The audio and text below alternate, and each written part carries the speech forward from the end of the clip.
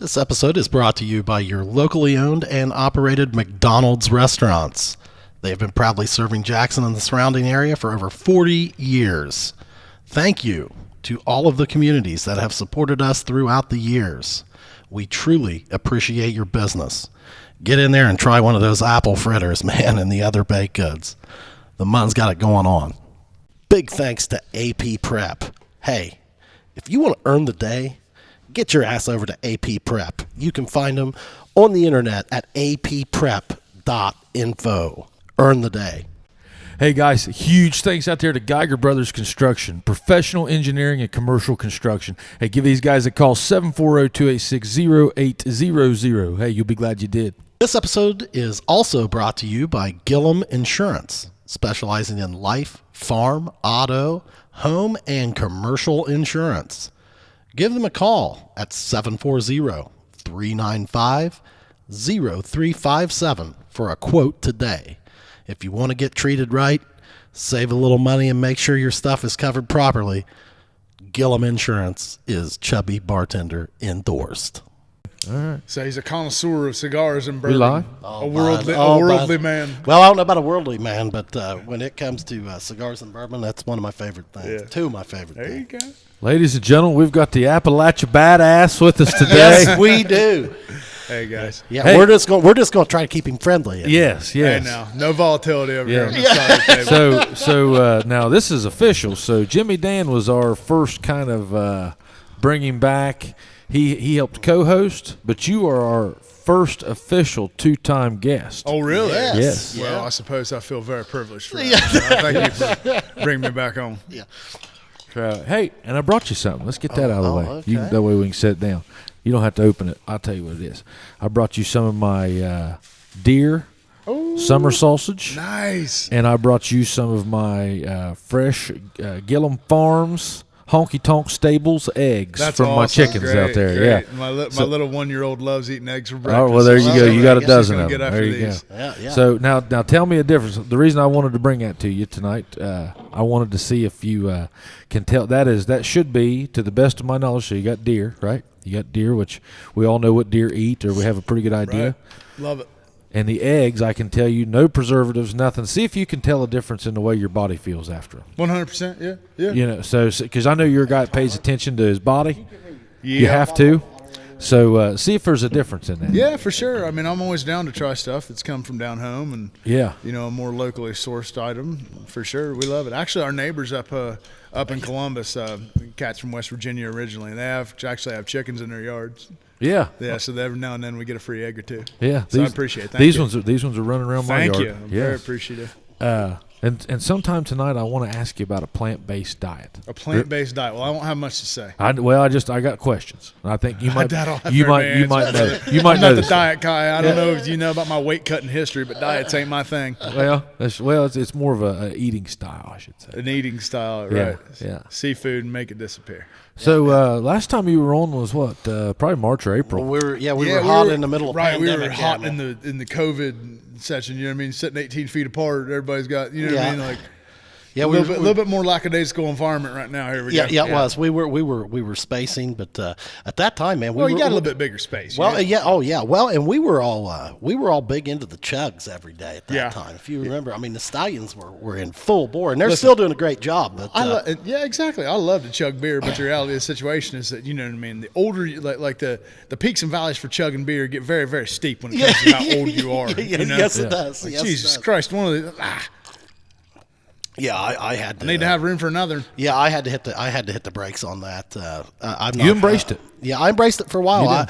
I gave it a good run. And then you come home after work every day, and your wife looks down and says, "What the hell are you chugging 3 beers a night for?" Well, what yeah, is I this mean, noise? well, see, that's the problem. Like, you know, you sit there and do 2 of them, and then you we've always got to like get fancy. Dozens of people that have normalized this degenerative I behavior. don't know how they're continuing to do it. Yeah, but like I was bad about. I'd always have to do the one up. Like, okay, let's do something a little special. I'm not just going to chug this beer. I'll get rid of a couple of them. Yeah, You know what I mean? now I'll drink. Now Open the I'll throat chug and let 2 it of back. them, and I'll swill some whiskey right there beside it. Right. Well, yeah, then the next thing you know, 15 minutes later, right, you're drunk as hell. you're drunk and going to bed at 8. And your family's looking at you like, hey, man, are you didn't doing okay partake. with this? Right, we're in quarantine. This isn't, you know what I mean, like some weird rehab where you just get worse. Yeah. Well, I mean, I kind of looked at it like I was just trying to make the time go faster. What the hell else am I supposed to do? Yeah, that's right. Give me a beer. Yeah. We're making the time go faster. Well, it's just like, we're the most obese country in the world, and everybody's like, you know what I mean? Just stay home and eat. Yeah. That's what, yes. Let's stay home and eat. Yeah. Yeah, and don't label me a conspiracy theorist or anything. I'm just making observations off of current events. And what I did in quarantine was chug beer like a banshee. Yeah. That's I did how a I little bit of passed that the myself. time. I did that a little bit myself. I And enjoyed he it. told stories. Yes. I have a fun time doing that. Yeah. I like to I tell really lies enjoyed the as any stories. proper Southern Ohio man. Well, the stories from old Dad. I mean, those were legendary. Look, when it come right down to it, like if you look at the great storytellers of the world, obviously I'm not putting myself in that category, but the reality is, like Joey Diaz always said stuff to Joe, like he'd be like, I didn't know these were actually funny things. Yeah. Until you tell other people. But the reality of the situation is, when you go up a little bit north where the land's flat, you'll realize that most people did not grow up this way. Yeah. Yeah, that's true. Many of these things are foreign to these people. Yeah, that's right. A matter of 2 hours disconnects you from a level of civilization that Or like connects they're you. Right. Well, and right. they think Like- that stuff's funny, and we're kind of looking at it like, you're a pussy. yeah. Well, it's like, well, that's life, man. I Yeah. mean, Right. It's like, what happened? You know what I mean? I look at people up there. It's like, what happened when you didn't do what your dad wanted? And their answers usually aren't beat my ass. But that, you know what I mean? But like, Yeah. that's a fairly normal thing that happens. Yeah, here. Yeah. And there's yeah. nothing wrong with, you know what I mean? It's like, you know what I mean? What happened to you when you did? Like, Yeah. Or like my wife will tell me about, well, my sister was a very picky eater. I said, what did she eat? Yeah. Like, if I had the audacity to tell my mother that her food wasn't fit for my face, I'd got hit in the head. Yeah. Yeah, I'd have starved. Well, So it's like I don't honestly, have to dig very deep for a story. I always that, joke like- around and say, like, I never did realize. I mean, my kids, I'm creating softness over at my place. Oh, like, God. like Every time I somebody didn't comes realize. to the door, Jim Bug asks for a present. Yeah. Well, see, I didn't realize when I was growing up that you could get a plain hamburger at McDonald's or a plain cheeseburger. You just ate it the way that It came. Right. I mean, there somebody wasn't. handed you a burger when you didn't have any food. Yeah, well, I mean, you weren't going It was to. gravy. My father was more like, hey, his deal was he ain't going to sit there and wait for them to special cook or special order your, Right. your meal. Like, okay, shit. you want a quarter pounder? Well, then you'll eat what's on it. I'm not going to sit here and wait for them to make you one plain. Right. Yeah. So, man, Yeah. we haven't brought you on since April, May. Hey, man, a lot of whenever life's it was. happened. You know? Hey, one thing that I really want to talk to you about, we can kick it off with this. What in the hell did you think about the Tyson and Roy Jones fight? I mean, to be honest with you, I was one of the ones that didn't want it to happen. I was one of the ones that didn't want it to happen for no other reason than that, like, both guys are rich. Both guys, like, look, I get it. Mike Tyson is one of the most savage humans to have ever existed. There's no And the question. reality of the situation is that I know why he came back. I know why he came back. I know why it is. It's because, like, a racehorse never stops hearing them horns. You know what I mean? Like, you never get over hearing that gun to just get after it. Yeah. And that's kind of where Mike was at. And when it come right down to the situation, it, like, Patrice O'Neal made a joke one time that never befitted anybody better. He's just like, Mike Tyson, I am very uncomfortable with how comfortable white people are around you now. And at that point, that came back to Mike, and he's just like, I got all these soft motherfuckers around me. I got to smash somebody's head. And make, you know what I mean? Like, I know where his head was at. He's just like, look at this cushy lifestyle that I got. I have my own weed ranch. I have like, he has his podcast where people come on specific, other famous people, like people that are so famous, they just come on there simply to say they got high with Mike Tyson. Yeah. Oh, yeah. They're short. Have you noticed that? They're shorter than most. Like, your average ones are running an hour to 2 hours. How long do you need to get high with Mike Tyson? Yeah. You know what I mean? Like, it's reality. This is quality What over I think is quantity. funny, though, man, is like they were talking about when he started training again, like when he went on Rogan and some of these other places. It was like, man, you were almost a little uneasy sitting around him again. It was like, Well, the first time he was a teddy bear. He's wound up now. Yeah, that's dude. what I'm guy's saying. wound Though. up. Mike's ornery again. You know what I mean? Like, don't cut him off. I think You know he's what I mean? ornery in a better way. You say that, but Yeah, you know what I mean? yeah, He's he could. Right, he's still a convicted rapist. Let's forget. Well, why didn't you want the fight to happen? Because I don't want to remember these guys at their worst. The reality of the situation is that people's last indelible moment, like the last thing people remember about, if you're a fighter, the last thing people remember about you will be the first thing that they remember. Okay. If that makes any sense to you right now. Yeah.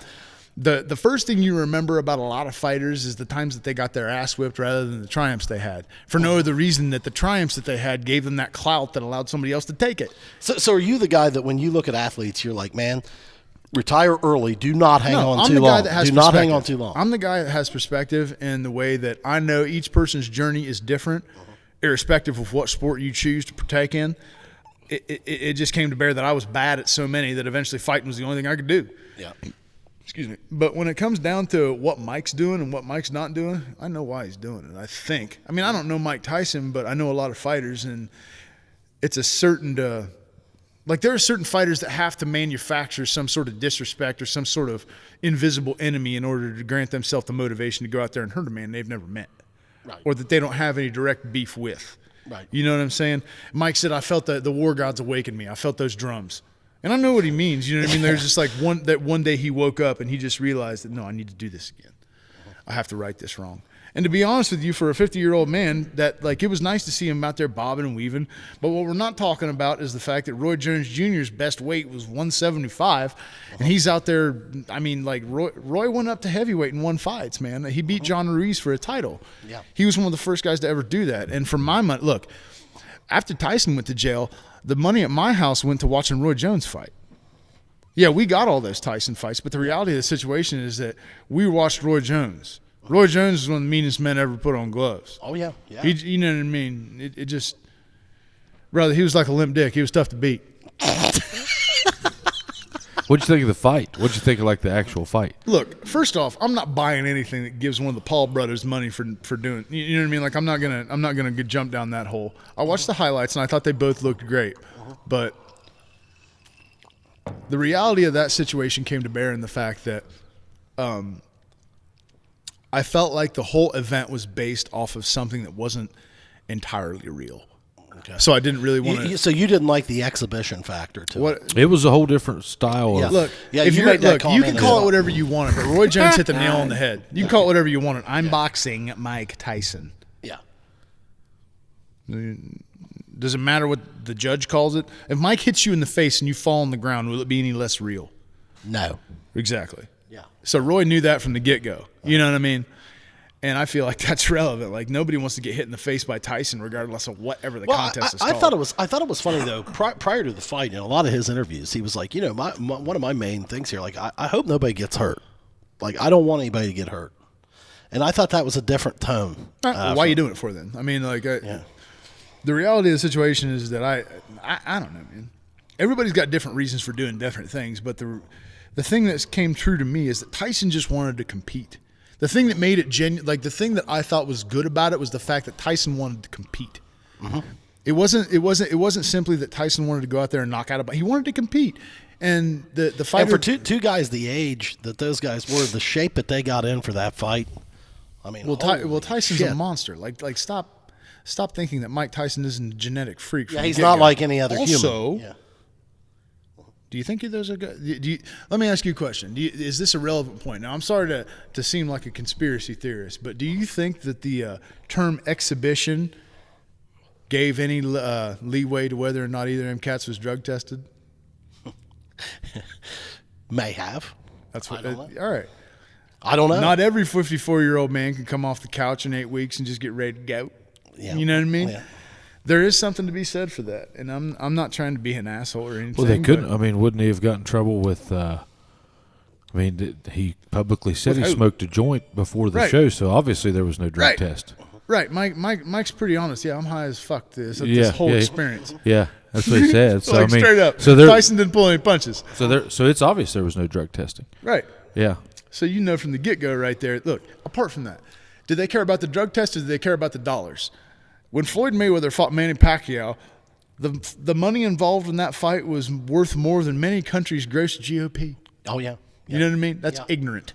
Yeah. That's ignorant. I think so. Like, what, you know what I mean? Like, what do you want here? Do you want a failed drug test, or do you want the cheddar, baby?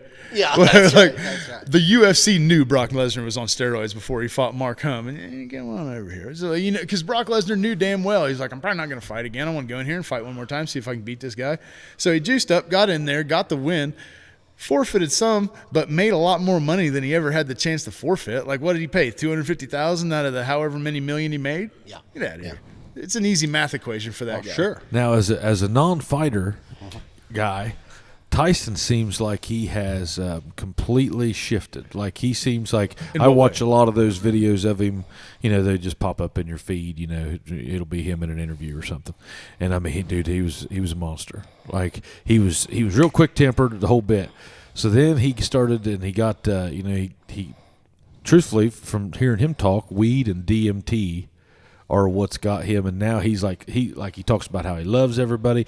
It's all you can see his temper like in interviews. You can see it, and then it's almost like he checks it up and he brings it back down. And he just talks about how he's doing this for the right reasons now. Like I don't know, he's either the best salesman I've ever seen, or he is a truly changed person to me. I'm just giving you my situation.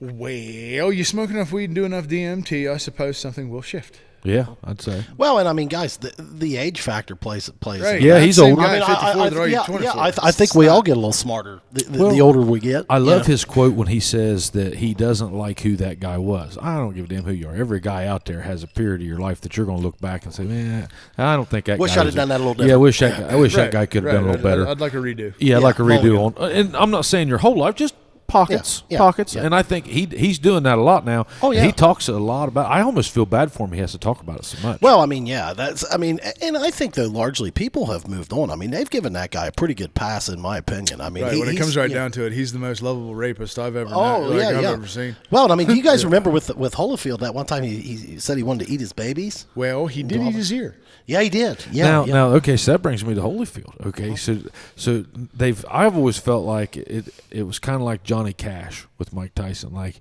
it was like Tyson. You know, are people forgetting? Am I wrong that I mean, truly, if you really want to talk about who's the biggest savage, Evander smacked him twice, right? Yeah, Evander smacked him twice, and Evander spent his entire career.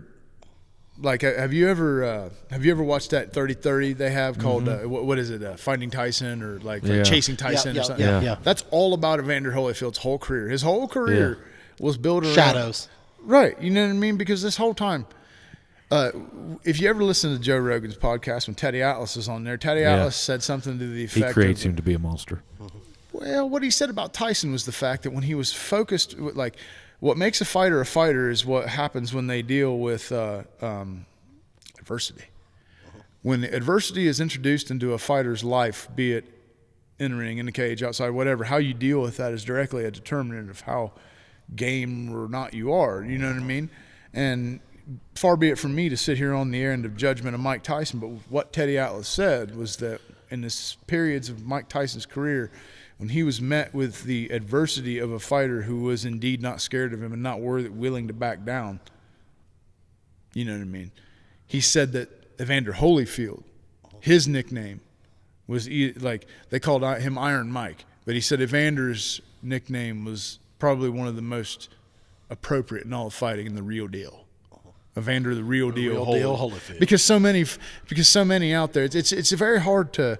And MMA is one of those sports where you face. I mean, like your adversity could come in many forms. It could come in the form of somebody punching you in the head. It could be in the form of a better grappler, a better striker, or it could just be straight fatigue that gets you. You know what I mean? Fatigue Could be knowledge. Fatigue makes cowards of all men. Yes, 100%. Many times. Right, that's where it is. And the reality of the situation comes in that this adversity will visit you no matter when. Deontay Wilder knocked out 41 men before he met Tyson Fury. Yeah. 41 men came and went. I mean, many have came and gone. Tyson Fury's got that savage mentality. Well, Tyson Fury, Tyson Fury is at his root a bare knuckle fighter, and like I don't want to say that I study fighting a lot. I've watched a lot of videos, including bare knuckle boxing videos. Like current guys that are over in the UK slinging leather, slinging knuckles at here everywhere. Leather, my God, we're talking about bare knuckle boxers. But the reality of the situation is that a style of fighting that you're doing is going to condition you for a certain techniques you implement. Being that without gloves, you need to protect your hands. Without gloves, you need to have great movement, great head movement, certain defensive things that Tyson's very good at. Like there's only been a few fights in Tyson's career, Tyson Fury that is, where he's really been touched up. You know what I mean? Deontay Wilder hit him twice. Otto Wallen hit him more than that after that fight, but then he switches trainers and goes out and knocks out Wilder. The reality of the situation is that Deontay Wilder started boxing later in life than Tyson did by quite a wide margin. And to this day right now, Deontay Wilder has relied on the it factor, that big right hand. And there's so many other facets of boxing that he hasn't developed because of that big off button.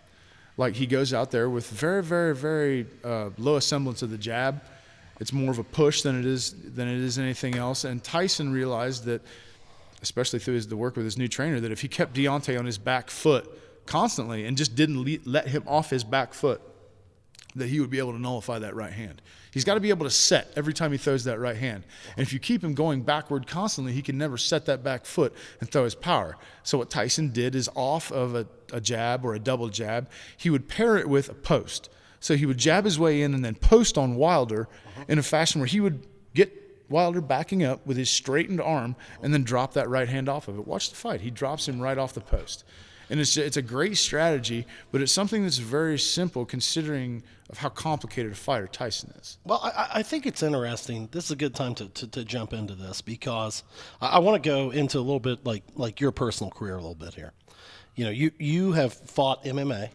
You've grappled, wrestled, and you've boxed. Yeah. Now, which one, first of all, do you like the best? I mean, do you like MMA because it's a combination of all of them? I started this thing out wanting to be an MMA fighter first and foremost. I mean, that's what I wanted to be, a pro fighter.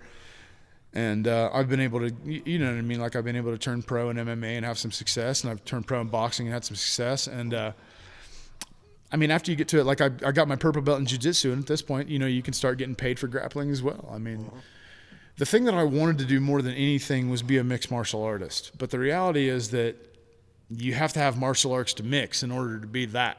And the reality is I came in with a year of wrestling experience and all this years of football.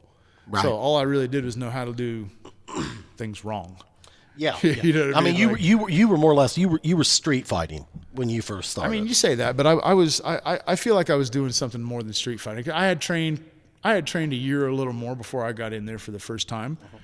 But the reality of the situation is that, like, when a man gets into a situation of fight or flight, he will revert back to that which is instinct. And that's what I was doing. Like any time that I was like presented with a situation where I wasn't sure about the outcome or whatever, I would go back to wrestling. Okay. I would try to get under those strikes. I would try to close the distance.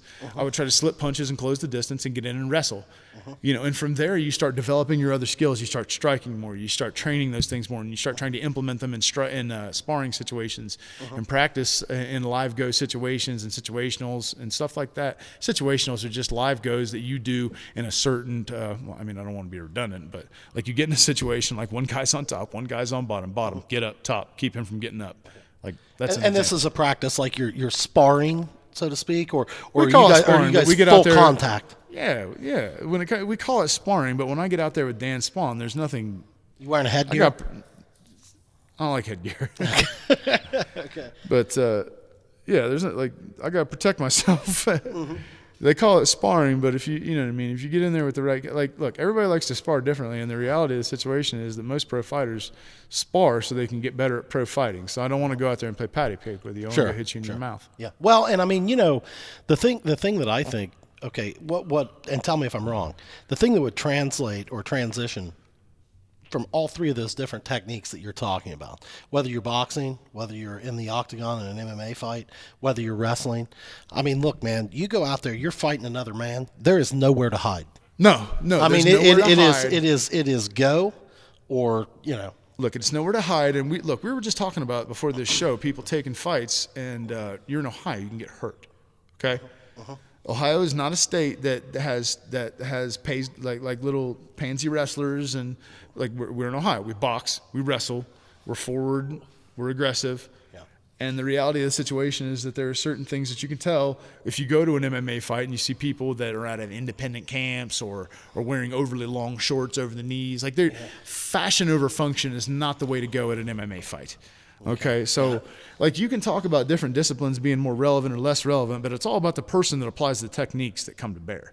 Like if you're a good fighter, you can implement your situations. And the reality is, like, a wrestler is going to want to get on top. He's going to want to wrestle you. He wants to get top position. Yeah. But you still start standing. You can still be punched in your face.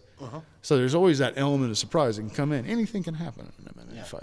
Now, when you're talking about this fashion deal or whatever you're talking about, fashion before function, like you've perked Chad's interest. Well, I want him to go back to that. I don't understand what you're talking about. Like knees over, like shorts What I over mean is that if you go to a fight and you see somebody who's much more concerned with their appearance, in an aesthetic way, like how do I look? What's my mirror? Oh, okay. You know what I mean? Like, I get if they're it. much more like we've all seen the guy that goes out there in football with 8 million headbands. Oh, and yeah, with the gloves. Like, look like Tarzan, fight like Jane. You know what I mean?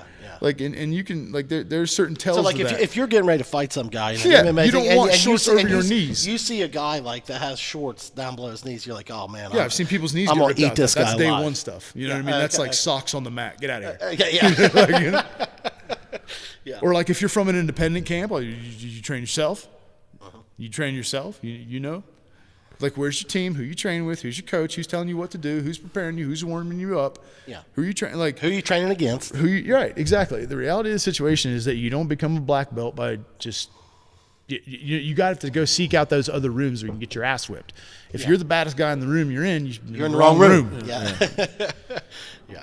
It is what it is. And you know what I mean? And like, how many fights have you had total? Like, if you mix all that stuff up. I've had one professional boxing fight. I've had 4 pro MMA fights, and then I've had 9 amateur MMA fights, and however many grappling tournaments or whatever. And that was after like 16 years of football. Yeah. Now, do you prefer boxing to MMA then? Dude, I prefer winning. Like, you don't care. You don't care right now. I want the other. But I mean, it's gotta be like, how fall do you down shift? and get my paycheck and go home. Well, how do my you wings, champ?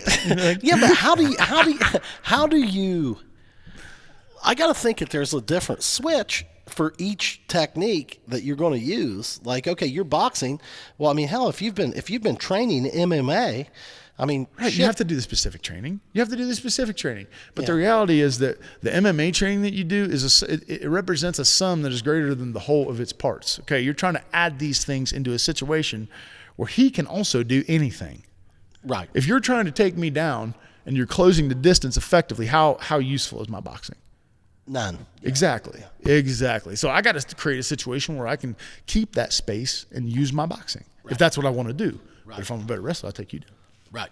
You know what I mean? So there's when you're boxing, all you got to worry about then is the boxing. The other guy's using the same technique, correct? We're using hands, champ. You know. Yeah.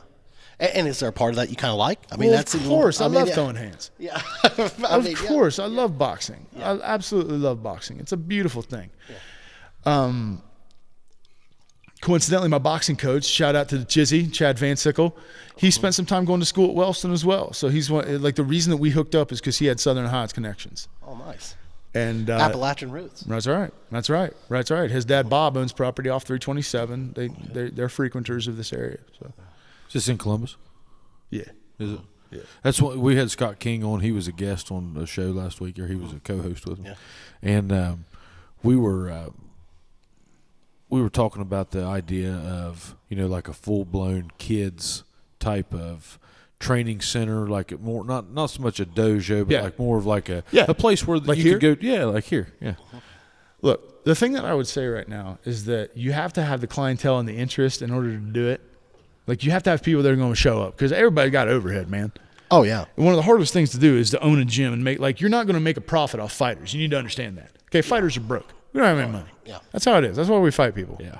We're trying to get some money. Yeah, right. It's not $100 an hour sport. Right. That's not what this is. The things that you make money on are the things that people will pay for, like kids classes. Right. Personal lessons. Things like that. If you can create an environment where you're getting 20 people to show up to a kickboxing class or 20 people to show up to a jiu-jitsu class, you can make some money with that. Yeah. Because these kids, their parents will pay. It costs $150 to get a gi. You know what I mean? Like these are activities that, it's a pay-to-play game. Sure it is. You know what I mean? So as a lot of them are, like Scott is a Krav Maga guy. Yeah. You familiar with that? we got some Krav. We got a Krav class that runs out of Ronan. Shouts to Ronan Training Center, Columbus. Yeah. Yeah, so his isn't necessarily more of the sport like yours is. His It's more is self-defense. Yeah, it's more attack mode type stuff, which I'm with it. Still would be, but he could probably teach you that stuff. I mean, what I can't figure out with MMA is how you guys balance all of the different styles. Disciplines. The jiu-jitsu, the boxing, the grappling. Yeah, does it all kind of start to meld into one? Well, that's what you want. Well, I mean, that's what I mean. But I mean, God, that's got to take. That's got. It does. All right. So you're an expert. All right. So you get yourself to where you're an expert in jiu-jitsu. Okay. Then, what would be another common martial art that people mix in? I mean, good Lord, jiu-jitsu, judo, wrestling, boxing, Muay Thai. Yeah. Muay Thai. Much anything. Yeah. Like, there's more than one way to skin a cat, man. Oh yeah. And I mean, do you find? But did you have to take like a year-long deep dive in Muay Thai? 100%. I've taken I'm still there's no year-long deep dive in anything. It's a career-long, lifelong. Like, I'm gonna be training fighting till the day I die. So you're always trying to add another trick to your bag. Yeah, man. Dude. Simply because I get older doesn't mean I don't get. Come on now. The reality is. Well, do you find yourself as you get older? Are you fighting smarter now? That's the aim, man. That's definitely the aim, is to fight smart. The more relaxed you are, the better. Like, people, when you come down here and you go to wrestling tournaments, sometimes, a lot of the folks in Wellston right now, where I'm from, you know what I mean? We got a lot of kids coming up through the wrestling program. We didn't have wrestling when I was there. We got it my senior year, and now you have kids that can come up and wrestle through grade school. But the the weird other side to that coin is that their parents didn't have a chance to wrestle. Right. So how do you coach this? B, how do you how do you you don't know anything about the sport. Right. Yeah. Exactly. Not only do you know anything about the sport, but I see parents down there trying to get their kids fired up to get go mad to go wrestle. That's the opposite of what you want. You want them calm. Right. You need to be going to get a bowl of cereal, man. You need to be chill, daddy. Chill, That's daddy. interesting. Yeah. 100%. Stop telling your kid to get all wild up. No, he needs to not give talk a little shit. bit about that. Is that you think you're more effective in a fighting game? Right. If I'm you're calm, homie. If my heart rate is just nice and even and just chilling, it's the most dangerous I can be. And really? 100%. I don't need. Look, first off, if your heart rate is elevated and you'll make rash decisions, you'll do things you wouldn't. Off a handle. Right. You'll do things you wouldn't do normally. You'll come into a situation where you have a mental short circuit in the way that you'll have a decision where you just don't know what to do, or you do the wrong thing. Well, isn't there a time? Is there not a time in fighting sometimes where rage is appropriate?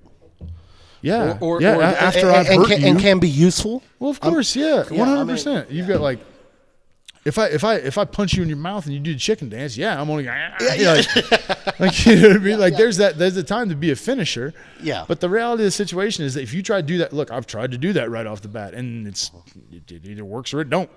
Right. You know what I mean? And if it don't work, you better have the gas to recoup, adjust your game plan, and move forward with maybe something that doesn't involve a problem with the rage and all that is you can go you burn very through quickly energy so quick, and you're done.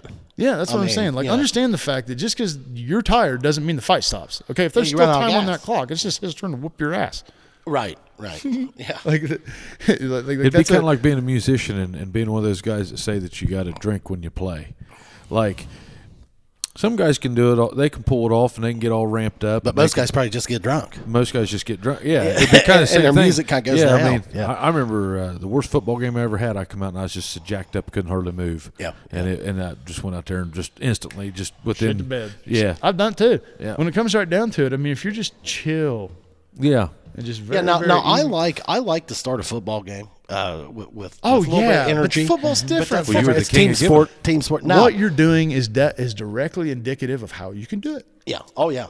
If you're on kickoff team, it stands to reason that you can go out there like a maniac and just run into somebody. Because you're going to get a rest. Yeah. Well, and the last end of thing this, I get a water. Yeah, well, and the last thing I would ever want to see as a coach is coming out to a game and you're just flat, and the other team pounces on your ass. Yeah.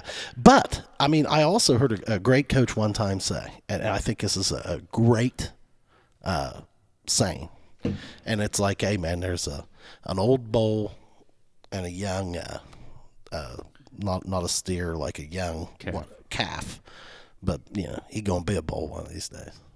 And he's sitting there, and they're looking down over the field of cows. And that young calf said, "Let's go down there. Let's go down there and fuck some of them. Let's run down that hill and fuck one of them cows. Excuse me, procreate with one of them cows." Right. We all love a cow. And the old bull just looked over him. He said, "No, son. Let's walk down that hill and fuck them all."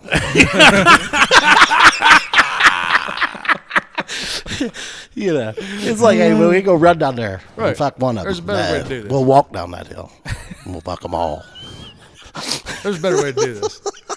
Yeah, 100%. But horrible language. I do apologize. Oh, I say we copyright that one. But I mean, that is a great analogy in my opinion, and I think it's always good. Like, football players got to remember, hey, dude, it's a 4-quarter game. Yeah. Don't go out there. Yeah. Get one of them. Yeah. Let's get them all. Yeah. What do you think about? You're talking about kids sports. What do you think about the ages of that? Like, like listen, it's almost so many people that think about fighting hear the word fighting and think immediately volatility, because the only thing most of these people know about fighting is mad. That's all you know. Right. Oh yeah, mad. Well that's what you equate it to, right? Listen, when I try to tell people why this is different or this or that or the other, like every time you come home, everybody wants to tell you legends or stories about the baddest motherfuckers around. Okay, motherfucker, whatever. I've seen it, heard it all, tired of hearing it all. The reality of the situation is that I'm just like, all right, okay, think about this. Have you ever in your life curled your fist up and drove it into somebody's face as hard as you could and not been angry? The answer to this question is probably no. Yeah, most people, that have to be a no. 99.9%. Yeah, right. Yeah. That would not be something 100%. Yeah, that's what this comes down to. The dude standing across from me right now, we have an agreement. He signed the waiver too. You know what I mean? Like, yeah. This is on paper. Right. I went home with my nose laying on the wrong side of my face on nothing more than a gentleman's bet. Oh yeah. You know what I mean? Like that guy doesn't hate you, right? I mean, he doesn't hate me any more than I hate him. Like, now, do you try to come up with something in your head, like a reason, like or look for something that dude? Yeah, said, the reason like, is he's trying to punch me. So well, yeah, but like, do you try to come up with some sort of like generic motivation? Listen, if you're training with the right people, I don't need a reason. Okay. Like, as all I need to see is Travis's fat head standing outside of me for me to want to shake that hair around. Okay. Yeah. Well, and it's listen. The guys that I train with, I love them to death. Shouts Dan Spawn, Travis Davis, Josh Williams, all my guys at Ronin, all my guys all around that I train with. The reality of the situation is that we all are competitive with each other. They don't want to lose to me any more than I want to lose to them. Yeah. And there's a definite sniggering that goes on in the coaches talk and look. Part of the reason that you train with a team is to keep an edge about you and keep things on the up and up. If Travis gets the best of me, I'll get the coaches will nip at you. Or like if somebody gets the better of you in a training session, one way or another in a backhanded fashion, I'll hear about what somebody said. You know what I mean? Oh yeah. So that the coaches will keep it fresh between you. There's a lot of pride. Right. Not only is there a lot of pride, there's we're so sparring. You don't need to make anything up. It's like, well, hell, man, this guy's trying to hit me. I'm going to hit him. Well, if I'm sparring Dan Spawn, I have to protect myself. It has nothing to do with what I want. Uh-huh. If I get hit in my head and I end up on the ground in the fetal position, what the hell did want have to do with it? Nothing. Mm-hmm. Yeah. Right. I got to get you before I get this motherfucker before he gets me. Yeah. What's the purpose of war? To kill the other man before he kills you. Yeah, that's exactly right. Right. So you talked about we was talking about the Tyson fight. Let's go back to the YouTubers. Ah, Christ. You seem to have a real disdain for this guy. I do have I have a disdain for why the fuck want people want to see people fight that don't fight? Yeah. Yeah. Would you fight him? Jesus Christ. Yes, I'd fight him. Yes, I'd fight him. Are you fist fucking me right now? Would you fight both of them? Oh, Christ. Yes, I'd fight. And look, let me tell you something right now. I'm not saying that Jake Paul can't hit hard. He can. Yeah, okay? yeah. The reality of the situation is that I'd fight him because my bank account would grow. Oh, yeah. Don't Well, give yeah. a fuck what you like. $10 million is a perfect number to get my ass whipped. Yeah, yeah, that's a good round number. Are you fist fucking me right now? Yeah, yeah, yes, I would fight them yesterday. Yeah, yeah. It's like, hey, man, even if he kicks Oh my my ass, God. you still win, right? Oh my God. Yeah. Do you think that? Do you think they can fight? I think they can swing. They can swing. Yeah. They'll both get out there in that ring and they'll fucking take a stab at it. They'll swing. You know what I'm saying? Look at the weight differences. Well, now he's not as big as or he's as big as Astrick or Askren? Askren. Jake Paul, I think, is 200 pounds. 205. Yeah. He's right at 200 How pounds. tall is that guy? He looks big. Ben? Huh? Ben? Or Jake? Jake. I think they're both right around 5'10", 5'11". Oh, shit, something I like thought that. he was They're taller. not- I don't Yeah, they think look they're. taller than Hell, maybe he is. I don't know. Look, I didn't know who this motherfucker was until people started making fun of Nate Robinson. Like, what? Why are you giving Nate Robinson shit? Nate Robinson is the shortest player in the NBA. You called out the shortest player in the NBA to have a boxing match. Yeah, yeah. And they both made a lot of money. They both made a lot of money, but there's a lot of people that would also argue that basketball ain't boxing. Yeah. Basketball ain't boxing. I'm one of them. Yeah, yeah. Okay. Jake Paul's training with Shannon Briggs. Who the fuck's Nate Robinson training with? He's in the bathroom playing with himself. Yeah, yeah, yeah. You know what I mean? Like what? You what think are you give those talking two about, a year off and then come back? You think it's a different buddy? ball? I think they both need to take 2 weeks off and quit. I don't want to look. If you want to watch it, great. Go do you. I don't want to watch it. You know what though, man. I'm not saying that Jake Paul can't knock people out. He can. He hits hard. He's a big dude. He fucking swings. Yeah. I'm just saying that. Part of this disdain comes to bear in the fact that he's walking to the front of the line, never having had so much as an amateur fight, right? And calling out Conor McGregor. Oh my! What? Yeah. Yeah. What? I mean, yeah. What? Yeah, that's Like that's crazy. What planet do we live on? Yeah, that's it's hard to root for that. But like here's the thing though. You know what I mean? I can make a YouTube video tomorrow talking about I want to be president. I'm gonna be fucking president. Yeah, that's right. That's right. Well, but here's what I like. Like, and I do believe this. Like a guy like Nate Robinson. Okay, I would argue that gentleman right there is a better athlete than Jake Paul. Yeah. And if you gave the time for him to do whatever the hell he needs to do, Give him a year to figure it out. No. You don't think so? You don't think he's got it? Nate Robinson is how old? 30. Look, I'm in my mid-30s too. I'm not trying to say this, but I've had 10 or more years. Like I've been getting my head beat in for as long as I'm telling you right now. All when it he's comes ever right trained on down is for to it, basketball. Like Yeah. what? Say this to yourself right now. Speak it into the microphone and tell me if it doesn't sound fucking just loony. Yeah. Quit basketball and start boxing. I You don't know why already anybody played. would do that. Quit the NBA and just start training boxing and see if No you can be sense, good. yeah. No, right. Yeah. No. I mean, I'm just living in hypothetical Look, worlds. I'm in that I'm living podcasting in world. CTE world. Nate Robinson doesn't need to box. Well, of course he doesn't. I mean, in reality. The reality is that Jake Paul lives in the land of clicks and hits. He got that in YouTube and realized quite early on that one of the biggest ways to get people to look at you is to fight somebody. Right.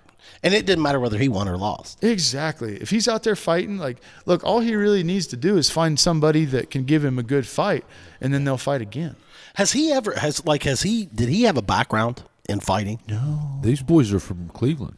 Yeah, Yeah, I know. They're from And Westlake. then I think Logan- Jake was a state level wrestler or something like that. I Okay, mean, but not- It's not like Logan went to OU. But they've never like had like serious training in jiu-jitsu or Nothing. MMA. No. or But boxing. like, Well, Jake, it's they've- very obvious that Jake Paul hits hard. They went okay? to a gym. They've been going to a gym. It's or very something. obvious Yeah. that the kid hits. I'm not trying to besmirch a kid that's obviously a powerful dude and who's found a way to find a niche to make a lot of money. yeah, hey, look, dude, my the my hat reality, is like- off.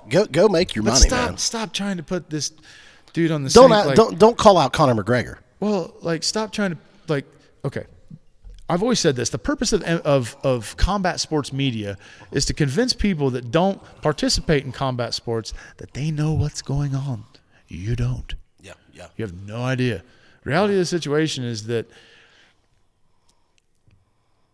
Jake Paul needs to be put in there with other people who don't fight. Yeah. Right. Celebrity right, matches. Yeah. And that's how you can do it. Yeah. Well, Okay. they're going to show us. Let him go box Jose Canseco. You know what I mean? Go fight Jose Canseco. Oh, yeah. If you look, because the reality of the situation is that, like, if you want to, if he goes out there and ends up at a world level boxer, fuck me. Oh, yeah. I wonder, me. is Butterbean still alive? Yeah, of course Butterbean's still alive. Well, but the difference between him and Bean is that Bean sat folks down. That's what I'm saying. Like, The hey, Bean- hey, the Bean let's bring sat the men Bean out of down. retirement and fight Jake Paul, because he's also got. Listen, a Butterbean lead has given hand. out many a shitty weekend. Yeah, like- yes, Like you can look at that man and whatever, but he pioneered When the he American. catches Like you? right, Yeah. right. That man pioneered big titties and American trunks in the overhead Yes, he right, did. Yes, straight he up did. out The there, overhead right. dropping Haymakers, hams on just people, haymakers, just dude. hitting people in the head with that fucking spam can of a hand he's got. Jesus Christ. Yeah. Right. But Oh I mean, my God. he turned. I mean, he had a minute where he was a legitimate fighter, dude. There was more than a minute. Let me tell you something. Yeah. No matter what minute you're in the hour, you get hit in the head from Bean, and you're going to not want to get hit in the head. Well, I mean, didn't You're he gonna start fall off on the like- ground or try to avoid that? Well, he started off as like a tough man guy, right? He's a fucking tough man. Yeah. Well, and then but then developed into a professional boxer. Right.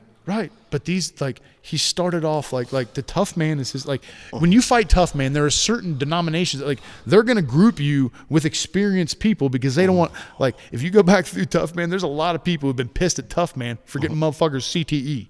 Okay. Like, you can't put, you know what I mean? Matt Mahoney happened to him. Right. You know what I'm saying? Yeah. Like, you can't Well, put, that wasn't tough man, was it? That was an That was octagon. That was an octagon, yeah. Yeah.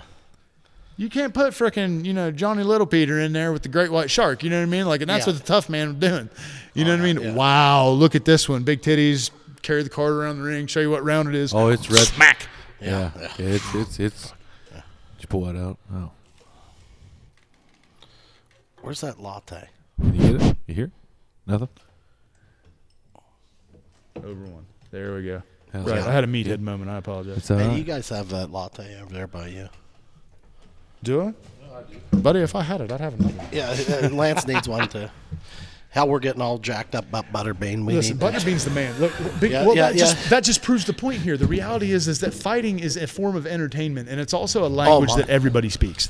It's It's a language that everybody speaks. even no men matter- that don't fight that much. I tell you, 100%. man, I've really got into I've got into the watching it here a lot. I've got a ton of crazy stories from my end. You get crazy stories from cornering guys that you're like. Look, man, I've been doing this for a long time, and the reality is that when it becomes part of your life, it becomes part of your blood.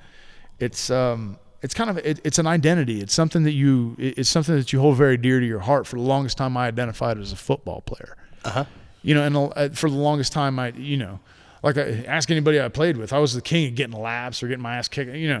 I couldn't understand why I was too much until I started fighting.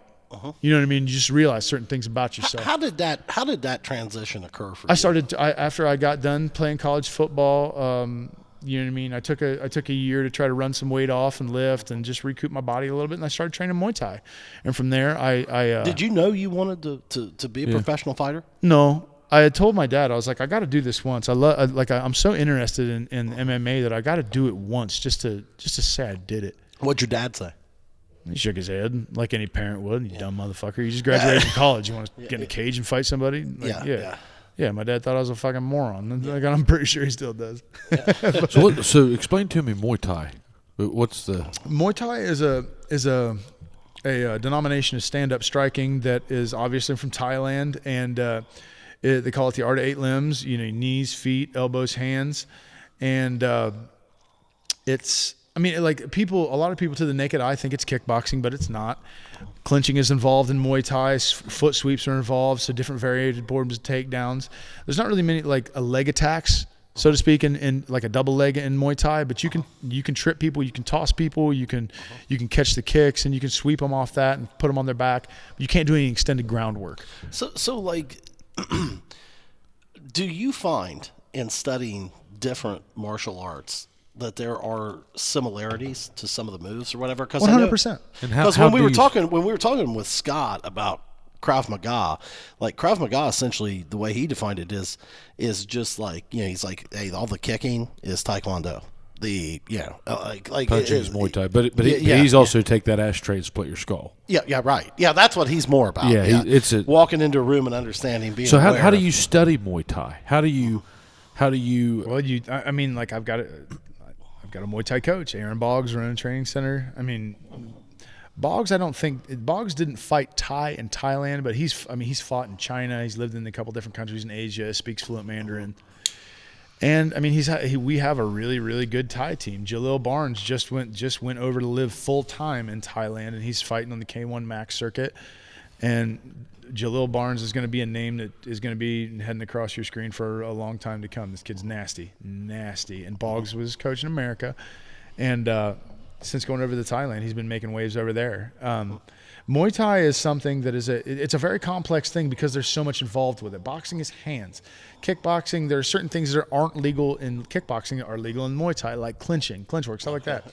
Like it's a whole different situation when like distance is pivotal to understanding how to fight and what to do. Obviously, the rule set governs what you can and cannot do. Right. But in Muay Thai, you have kicking range, you have punching range, and you have clinch range, which is predominantly fought with knees and elbows. Okay. Yeah. To the Thais, Thais score unpadded limbs more than padded limbs. So if you land a big punch, they'll score a body kick above it, like a hard body kick. Oh, okay. You know what I mean? Thais are very, very huge on kicking the legs. So they're wanting close range combat too. Well, it's not just close range combat. It's being a master of all ranges. Because when you get in the clinch with a Thai guy, you're going to get your spleen busted and then thrown on your head. Like those people are built different, dude. Like people don't understand how savage those folks are. Like you've got kids that are 5 and 6 out there fighting Muay Thai in bars, and they know for patrons, and they know it well. Yeah. I mean, this is just what they do. And then you go over to Burma and you see kids fighting Letway. And so Letway is a bare knuckle form of Muay Thai, but they have headbutts, which is legal. So now when you're talking kickboxing, I mean that's not a quote unquote martial art, correct? Look, man, I mean, is that just a form of fighting? Man, I mean, yeah, but what's the difference between a martial art and a form of fighting? Okay, maybe not. I don't know. I think the difference between a martial art and a form of fighting is like everybody's purpose behind why they practice it. Like not everybody that boxes wants to box. Right. You know, not everybody that does jiu-jitsu wants to go to a tournament and try to snap people's heads off. Right, you know? Right. But I don't know, man. Like there's the hobbyist and there's the competitor. There's a level of work in there for all people, whether it be you're doing Thai, you're doing boxing, or you're doing whatever. There are people so who like just love to do it. Is kickboxing a mixed martial art form? No, because it's probably just governed by a set of rules, right? But you can't be a black belt in kickboxing. You could if your academy ranks people based on their experience level or technique. Okay. I mean, it all comes to bear in where you're training and what you're used to. No. Most of the time, people don't get belts out for stand-up striking sports. Like you can either box or you can't box. Right. What's Bondo? Bondo is a Burmese form of martial art that has a lot to do with weapons, but as I say, I know Curtis J. John is big into Bondo. He's one of the most noticeable practitioners from around this area that still does it. I know he runs out of his gym. But Bondo is a stand-up striking sport involving kicks, knees, elbows, punches, all sort of traditional stuff. But they do put a rather large emphasis on weapons training. I know that they do deal with weapons. Like you're not really going to see anybody in if you watch a Muay Thai movie, you'll see a sword. But you've probably never I've never really worked with weapons or stuff like that. That doesn't interest you. Knife fighting or any bamboo. You know what I mean? I've never done that stuff. Huh. I think it's interesting as hell. I think something has to be inside you for you to want to do this. I think fight with a sword. No, I mean for you fighting. Period. Yeah, well, I mean, I think you already said it. Like every now and then you'll wake up to the Warrior's drum or something. You know, I wake up and go to bed ready to go, champ. I mean, it's not because I noticed this over this weight loss thing that I did, and I feel great. I feel really good. I've been exercising, been getting outside. Great, thanks, man. Thanks. Pudge ain't pudgy. Yeah, trying not to be, but I've thought about you over the course of this. I'm like, because you're what, 36, 35? 34. 34, okay. I'm 39. Oh, damn, he gave you 2 years. I did, didn't it? It's that nose, man.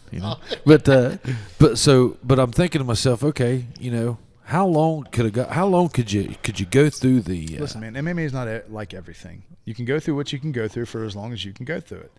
Fighting is something. It's not like regular league basketball. You have to create your own off season. Sometimes you just need a fucking break, man. Yeah, you just You got to know. You got to know your body. Right, 100%. There are people that take you. Like, look, there's more than just one guy to go for. Like, you don't have to look at just Randy Couture. There's so many fucking guys out there in their late 30s, 40s. Like, yeah, there's an end for everybody, but the reality of the situation is that getting better at fighting means getting better in your brain and learning. Like, just because they end in the cage doesn't mean they've ended their fighting career. I mean, right? That's the martial arts part of it. It's continuing to train, continuing to learn, continuing to get better. Like, are there times where you've had to say, all right, look, man, I am off. Next COVID, month. he did. He told us that last time he was on that's here. right. I mean, there is no training. There is nothing. I mean, I am always training. Absolutely always. I always train. I train when I'm happy. I train when I'm sad. I train when I'm depressed. I train when I'm, you know what I mean? That's what I do. That's your scapegoat. That's your guitar. That's my life. You don't give your body long rests. I should give my body more rest, but the reality of the situation is that I don't allow myself to get out of shape, for lack of a better explanation. Mm-hmm. I don't want. You don't want to fight to get back in shape. Well, yeah. There are times where I'll be fatter than others, but the reality of the situation is that I don't. I have an internal thing that I want to do when it comes to staying in shape and what I feel is acceptable for me to maintain, and I'll do that. But it doesn't have anything to do with it whether anybody else wants or thinks. I like thinking of I like being a professional athlete. Like, there's not. I mean, I don't know, man. I've been fortunate enough to have the opportunity to turn pro in a couple of different combat sports after I felt as though I had underachieved quite a bit at football. I mean, maybe that was just an unrealistic expectation of myself, but I always felt that there was something more in me that I could get out. I felt like I had more juice to squeeze. Yeah. I still feel like I got some juice in there. But that probably won't go away. No, there'll always be juicy. I'll always be a juicy motherfucker. Yeah, there's always gonna be juice, but always gonna be the juice. But now, okay, I mean, Pudge was talking to you about it there earlier. Like, you know, he went through this major dieting phase, getting in shape. Which I'm not. I mean, hell, I lost 30, 40 pounds. Yeah. Well, but still, no man. big deal. Well, it was a big deal. It is a big deal, Pudge. And you know, the thing is, this morning. like, do you find that diet plays a role in your training or not? 100%. Diet plays a role in my training. Thing about you though, you like to eat some pizza. You like to like to get shit. You still got them Appalachia roots, baby. That's right, baby. I fucking eat like shit. I love to eat like shit. You love a Jackson County veal. I fucking love a Jackson County veal. I love all that mess. And my wife gave me shit about it for all the time. You know what I mean? It's like I train real hard, but the problem is that, like, I fight better, I perform better, I compete better when I am a fat ass. When I'm a fat, like, That is strange to me. It's not strange to me because the reality comes to bear in the fact that, like, Riddle's going to brace this. He's going to be like, now this is what I needed to hear. I'm not talking about go fucking just, you know what I mean, ham on the, you know what I mean, go off the rails on it, baby. Just start guzzling mayonnaise or nothing like that. You know what I mean? I don't want to see you over there with an IV just mainlining mayonnaise. Don't worry about that. Yeah, right? That's not what I'm saying. But what I'm saying is that when I paid so much attention, like, the weight classes in MMA are too far apart for it to be healthy. Okay. So if I can't be healthy and make the weight class below, I'm going to be happy at the weight class I'm at. Okay. What do you stay? What are you, 195, 200? No, fuck no. I weigh probably 218, 220 right now. Really? Yeah. Man, I thought you looked lean as hell compared to... Well, I mean, look. Well, I mean, he walked up here, and we both made the comment, like, man, dude, you've been training. Yeah, I mean, I can I tell. appreciate it. Like, I mean, he's looking tight, dude. Yeah, you look tight. Well, I appreciate it, but I'm a bigger person. Like, I just, like, 220 is what I weigh. That's what I walk around at. Huh. If I'm really... That's crazy. Like, I'm 225. Look at my blubbery ass. Well, he don't. Well, I mean, muscle weighs more than 5. Yeah, apparently. Well, He's crazy as a brick. Well, and what's funny is, man, you don't care what you weigh. I mean, I care what I care more about how I feel, but the reality of the situation is that if I'm staying active the way I enjoy to stay active, then my weight will work itself out at this stage of my life. Sure. At this stage of my life, you're always going to have to, like, age is always going to be a factor as you get older. You're going to have to make room for new things. Right. You know what I mean? You're going to have to, like, one of the beautiful parts about mixed martial arts is the mix. There's so many things to do.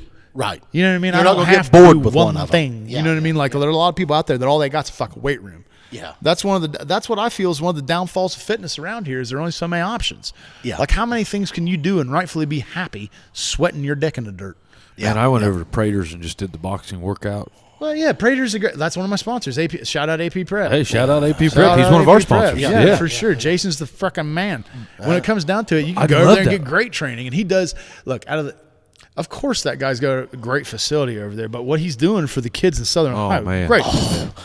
Yeah, it's unbelievable. Unreal. Yeah, but I didn't mean He's to- got a megaphone he- down there just shouting, He didn't teach me like, hey, Pudge, if a guy at the bar. It wasn't anything like that. It was more of just a boxing workout. Right. You're not, look, And there's that's a when it difference between totally a workout and an instructional. And that was it really hit me, and I knew that going in. Right, I brother, mean, you're going there Jason's- to sweat and to change your Yeah, metabolism. and change your You're not metabolism. Going, right, Yeah, you're not going there to absolutely. be Johnny fucking MMA. Exactly, exactly. But I thought, man, what a great concept this would be. Just, I mean, it's no different than spinning class or anything, man. I mean, it's just a great workout. I would Whatever love gets to. the heart rate up and goes. I haven't talked to him for a minute, but I'd like to talk to him about it's Well, his dude, deal. I'll But tell I'd you love what. to get like into sparring Well, a little bit. here's what I think is interesting, though. Now, I mean, I think it's kind of like Lance said it earlier. Like, do you right? Okay, you what you've done? Yeah, you lost that weight. My God, man, you've been walking through the woods. Yeah, You're we can get hunting outside. mushrooms. Like you're going off road. You're walking through tough terrain. Yeah. Loving every minute of having it. a hell of a time. And I mean, you're getting in 10,000 steps a day.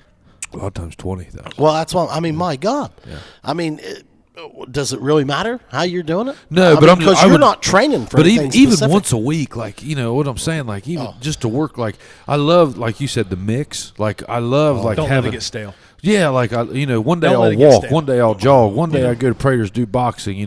One day I just chase Massey around watching him eat. Yeah, watching him eat well. donuts, I mean, you kind of But, I mean, wonder. You kind of wonder sometimes. I mean, I think this a lot about myself. I'm a good bit older than both of you guys, but like, you think, man, have you lost that competitive edge? Like I've like, lost the fire. Do you not get fired up? You know what I think the difference comes to bear? And like the older you get, you got to find something different to be competitive about. You're right. You're right. There's always something to be competitive about. I'm competing with myself more at this age than I Right. did 5 years ago. Right now, I'm like there's always something to do. And look, man, like I said, I will always maintain my hillbilly roots. But the reality is, I'm spoiled in the way that there's so many things to do. And like in the 614, like there's so many, like they've got just the Columbus Metro Parks. If you go to the right one, there's a damn rock wall there. Oh yeah. I mean, You can, for no money at all, you can go tie the fuck off, and climb a goddamn wall. Yeah, I know. Not a hill in sight. not a hill in sight. Not a hill in sight. There's this goddamn thing just rising up out of the earth in the middle of a fucking bike path. People, just a bunch of white folk climbing on it. Yeah, you know what I mean? Every other ethnicity in the city is looking at him like, you dumb motherfucker. You fall off that thing, you're going to be in bad shape. Yeah. That's great. Man, I've got into the natural eating, just eating the mushrooms and the venison and just man. Oh, for Christ's sake. I think it's a midlife don't be getting crisis. all organic on me. It's not a midlife crisis. He said natural eating. He Yeah. didn't say organic. Yeah. Don't put that stereotype noise on me. out. Yeah. Now you got started on. You were saying, now look. I mean, you're blowing off the diet, but you obviously do pay attention. You're not throwing a bunch. You're 25 pounds lighter than you played college football at.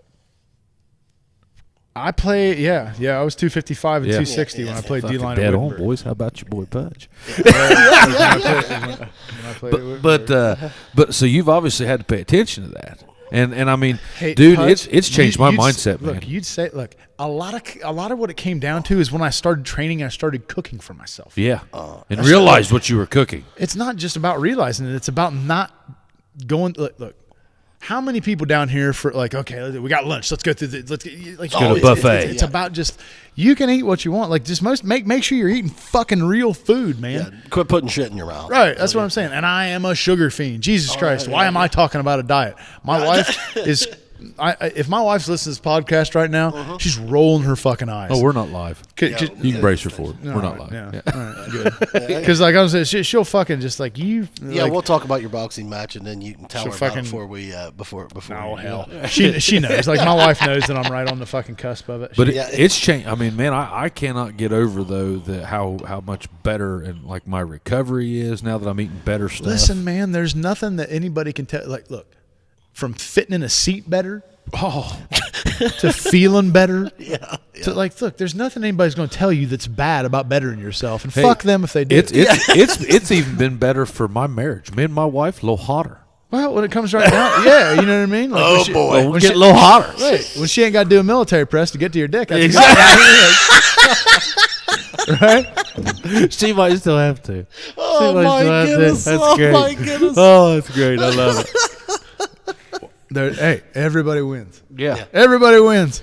But my wife's already told me, don't be a fat ass. So what I was going to ask you, the reason I was leading into that, I was talking to you about this plant-based diet. Okay, let's take that deer for example. Yeah. Wouldn't that be plant-based? Yeah, because it eats plants. Yeah. I mean, like it. This is one of those weird fucking things you see on the back of a hillbilly station wagon or something. You know what I mean? Like, are you saying you're not an expert, but you're not an expert, but you will weigh in on it? Look, I have come to grips with the fact that greens are going to be a part of my life. I have to eat greens. I love greens. Right, got to eat greens for no other reason, and they help you shit better. Yeah, that's what it comes down to. I mean, I got a fiber piss right now. Eat, drink. So, right. Hey, God bless you. Yeah. Right. Jesus knows your name. Right. Jesus does know your name, Chad. But that's right. Faith of a mustard seed. I've been. I can't find an answer to this, and now I've seen. I like to talk to people and see what they do because my neighbor is growing or he's raising his own grass-fed beef. Okay, now which is fucking great. It is great. It's what a resource. It smells better. It tastes better. Everything. Listen, dude. The thing.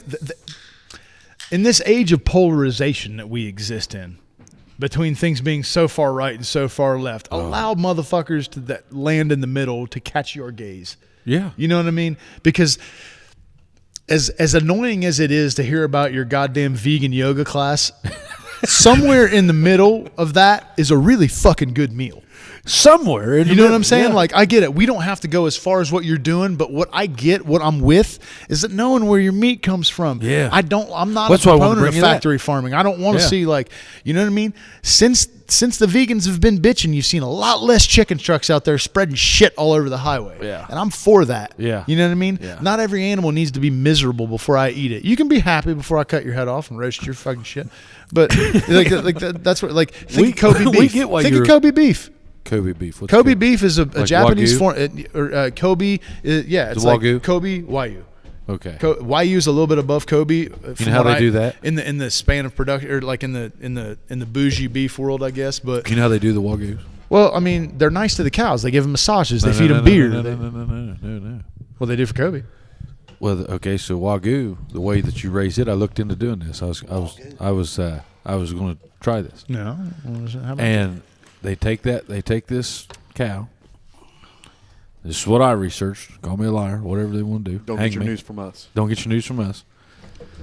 They put this thing in like a full harness, like hot air balloon style harness, or like a parachute style harness. You gotta make it fat as hell.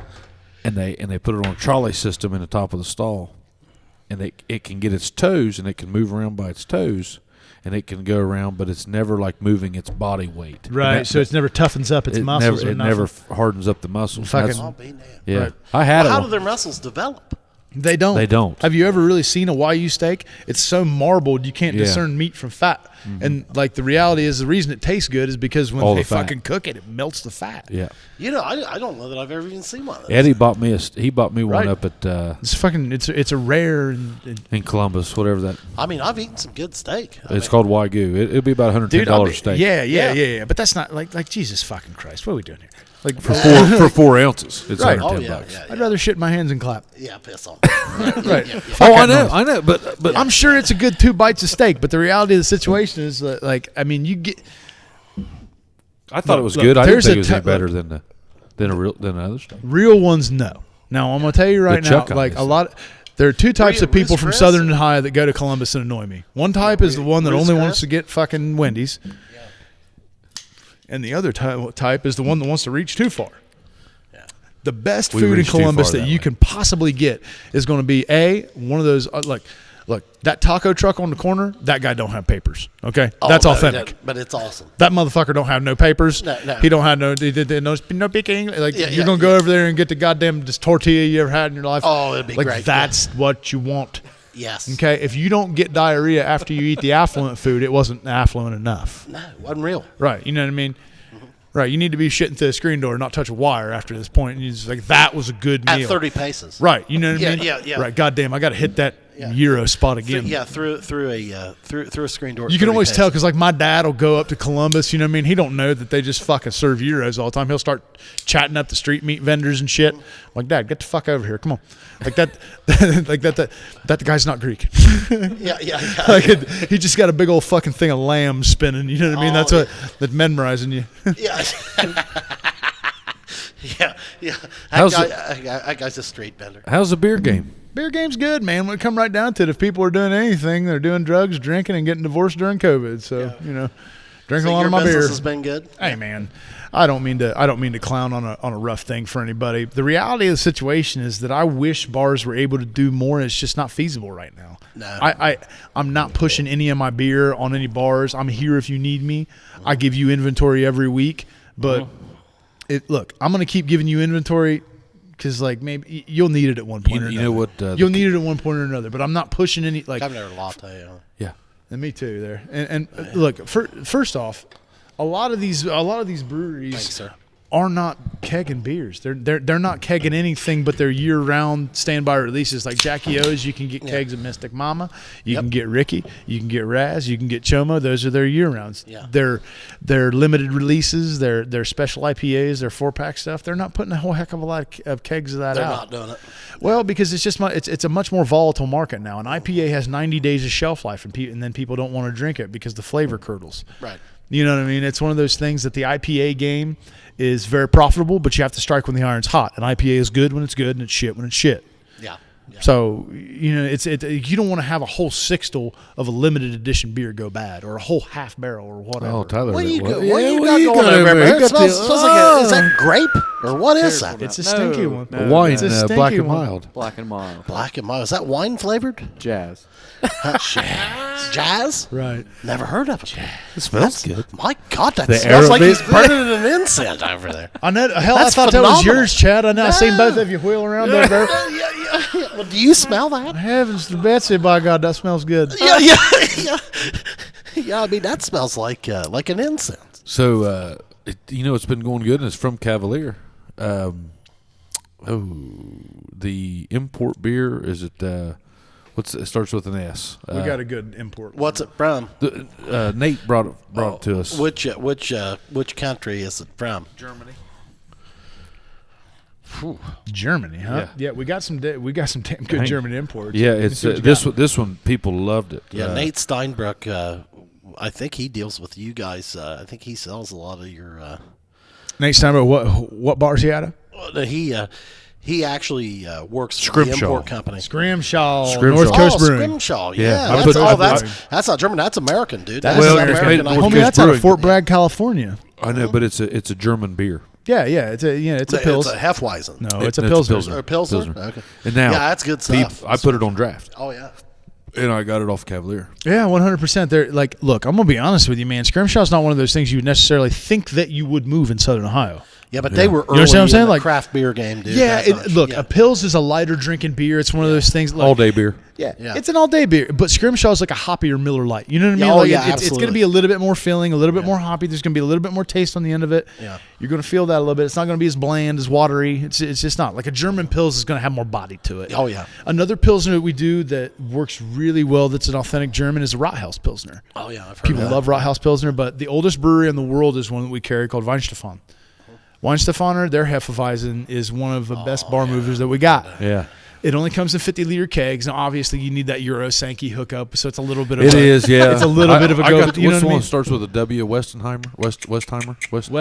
I think so. Look, I'm still getting my bar chops down. But you got to change. Right. I got in trouble at work for not sending a Euro Sankey A with a bunch of fun keg. Like Tyson? No, you have to get a special tap for. I mean, your lines will hook right up to it, but you have to get a special tap. They tap different, kind of like a Guinness Nitro. No. The Weinstein Fun kegs actually have a slide on. You're throwing CO2 in. Yeah, it's a slide on. Yeah. But you're throwing CO2 in it, but you're thinking of nitrous. Like extra, nitros. Nitrous boost. Yeah, nitro. Like a nitro will make your beer smoother. Like a Guinness is a nitro. Guinness, yeah. We actually have quite a few nitro options too. Right now is a hot time for that. Hey man, the winter is the time where they're drinking that stout shit, man. They want that. They want that fucking beer milkshake. And to be honest with you, the thing that's flattering most to be an American beer consumer right now is the fact that a lot of European countries are copying our fucking shit. Yeah, oh yeah. When we used to copy theirs. Like, you'll go over, I mean, from what I've heard from people who have been traveling abroad from my company, also. Did I give you the one? I gave you one.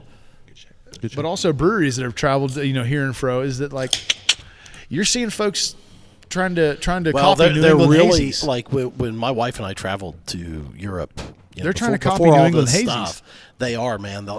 They're really trying to mimic the craft an stuff. An IPA isn't a European. It is not a European invention. Boy, you know what I mean? Like they're. Yes. You know what I mean? It stands to reason over a long enough period of time, the alcoholic history of the country, his creativity would shine through. You know? Absolutely. Like the liquors, you know what I mean? Like the United Kingdom's always going to be the place for gin. You know what I mean? Yeah. Well, you talked about Scotch. Yeah, 100%. But America's bourbon country. You know what I mean? You better believe that's Sour mash country, bourbon country, rye country, especially right here where we're at. Yes, we are. Yeah. Hey, the one standing to my left is quite the bourbon connoisseur, as it were. Yeah, boy. Hey, right now. Now that bourbon for me, I'm like you. What'd you say? What was your analogy? What was it? He said it's like a football card. He said it's like going to the beach, and he said whenever you step out on the ocean. And he said all of a sudden it's a steep slope now. It's a steep slope. Getting my dumbass whiskey drunk now. There's so much paperwork that comes with there. So teach him about it here, Chad. So do you know the neats and on the rocks and all that? Yeah, neat. How does your wife drink it? My wife is a predominant old-fashioned drinker. Now, what I'll tell you about she likes an old-fashioned. Well, yes and no. There's no splash that goes in this motherfucker. She puts bourbon in a glass, cherries and bitters, and then walks around. Okay, well that's not. I mean that's a savage old-fashioned. That's a fucking savage. It is what it is. Will she put it on the rocks? Yes, I got her these little ice molds, so she'll let the ice melt. Right, about that size. You got her the big one. I got her these ice things that'll make a big old ball of ice. It'll make a perfect sphere of ice that she'll put right down in there. Yeah. And so over the course of the drink, it melts in there and dilutes. But if you were going to tell me that she was like putting whiskey stones in that or something, I was going to be like, God. Hey man, my wife is a fucking beast when it comes to that. Like I can't. She'd be on there holding the baby, chugging beer with you at the old Southern High Stallion stuff. Mm-hmm. Hey man, you guys are savages. Listen. Now let's talk. I got to shout out my wife. I got to shout out my wife too. Yeah, when it comes right down to me, my wife's a more beautiful woman than should have ever talked to me. I mean, you guys are looking at me both with an elbow in my nose. You know what I mean? Yeah. Well, let me ask you this. Both of my children are good looking. Well, that's one of the things we talk about with every guest that we can. That's a dad. Tell us a little bit about your dad game, man. Like we all kind of joke about it or whatever, but boy, I'll tell you, does that change your world or not, man? How could it not? I mean, the reality of the situation is that one of the most poignant things that I remember people have told me when they had kids, like I'd ask them, like I always thought of it as like, fuck your life. 4 and 1. Okay. 4 and 1. Literally just turned that both. They're both right around. One's December 26th, the other's January. Okay. You know what I mean? So they're both relatively close there. Junie kind of got fucked having a birthday right after Christmas, though. That's the way it goes, dude. Yeah. One of the things that people have told me that I've held on most was that, you know what I mean, you won't remember your life before you had kids when you have them. And I'm at that point. Like I don't remember what it is to not have one of my little babes tugging at me and the reality is that I try to be a better father every day. It's not something that easy. Not easy work. No, dude. if you ask me if I'm a good dad, I tell you I show up every fucking day. You know? Yeah. Like I show up. I don't know if I'm a good dad, but I fucking try. Well, the only thing I can give is my best, right? Right. You know what I mean? And is it good enough all the time? Hell no. I caught myself earlier today, boys. Trying not to whoop somebody's ass. Like, you know what I mean? My boy, he was. They took off and they went to Columbus for the night today, and my boy was getting ready to leave, and I caught myself. I was engulfed in some damn Facebook comment post. I wasn't commenting, but I was reading. I was like, God damn. You talked about I do my best. Yeah. And I had one of them moments there. I was like, God, Pudge, you're better than that. Put your damn phone down. And I mean, my wife gets on me about it. Put your fucking phone down and pay. You know. Well, I'll tell you where your I'll daughter's do it. soon. Like I'll sit there because my son don't have a clue, and I always think to myself like that's what matters. Like my son doesn't have a clue about these two dumbasses arguing on Facebook right now. You know. I've been on Facebook in about a year. Well, did you delete your account or just haven't been on? I deleted the app. The account's still there, but I deleted the app and I haven't back gone. It was just you keep Messenger.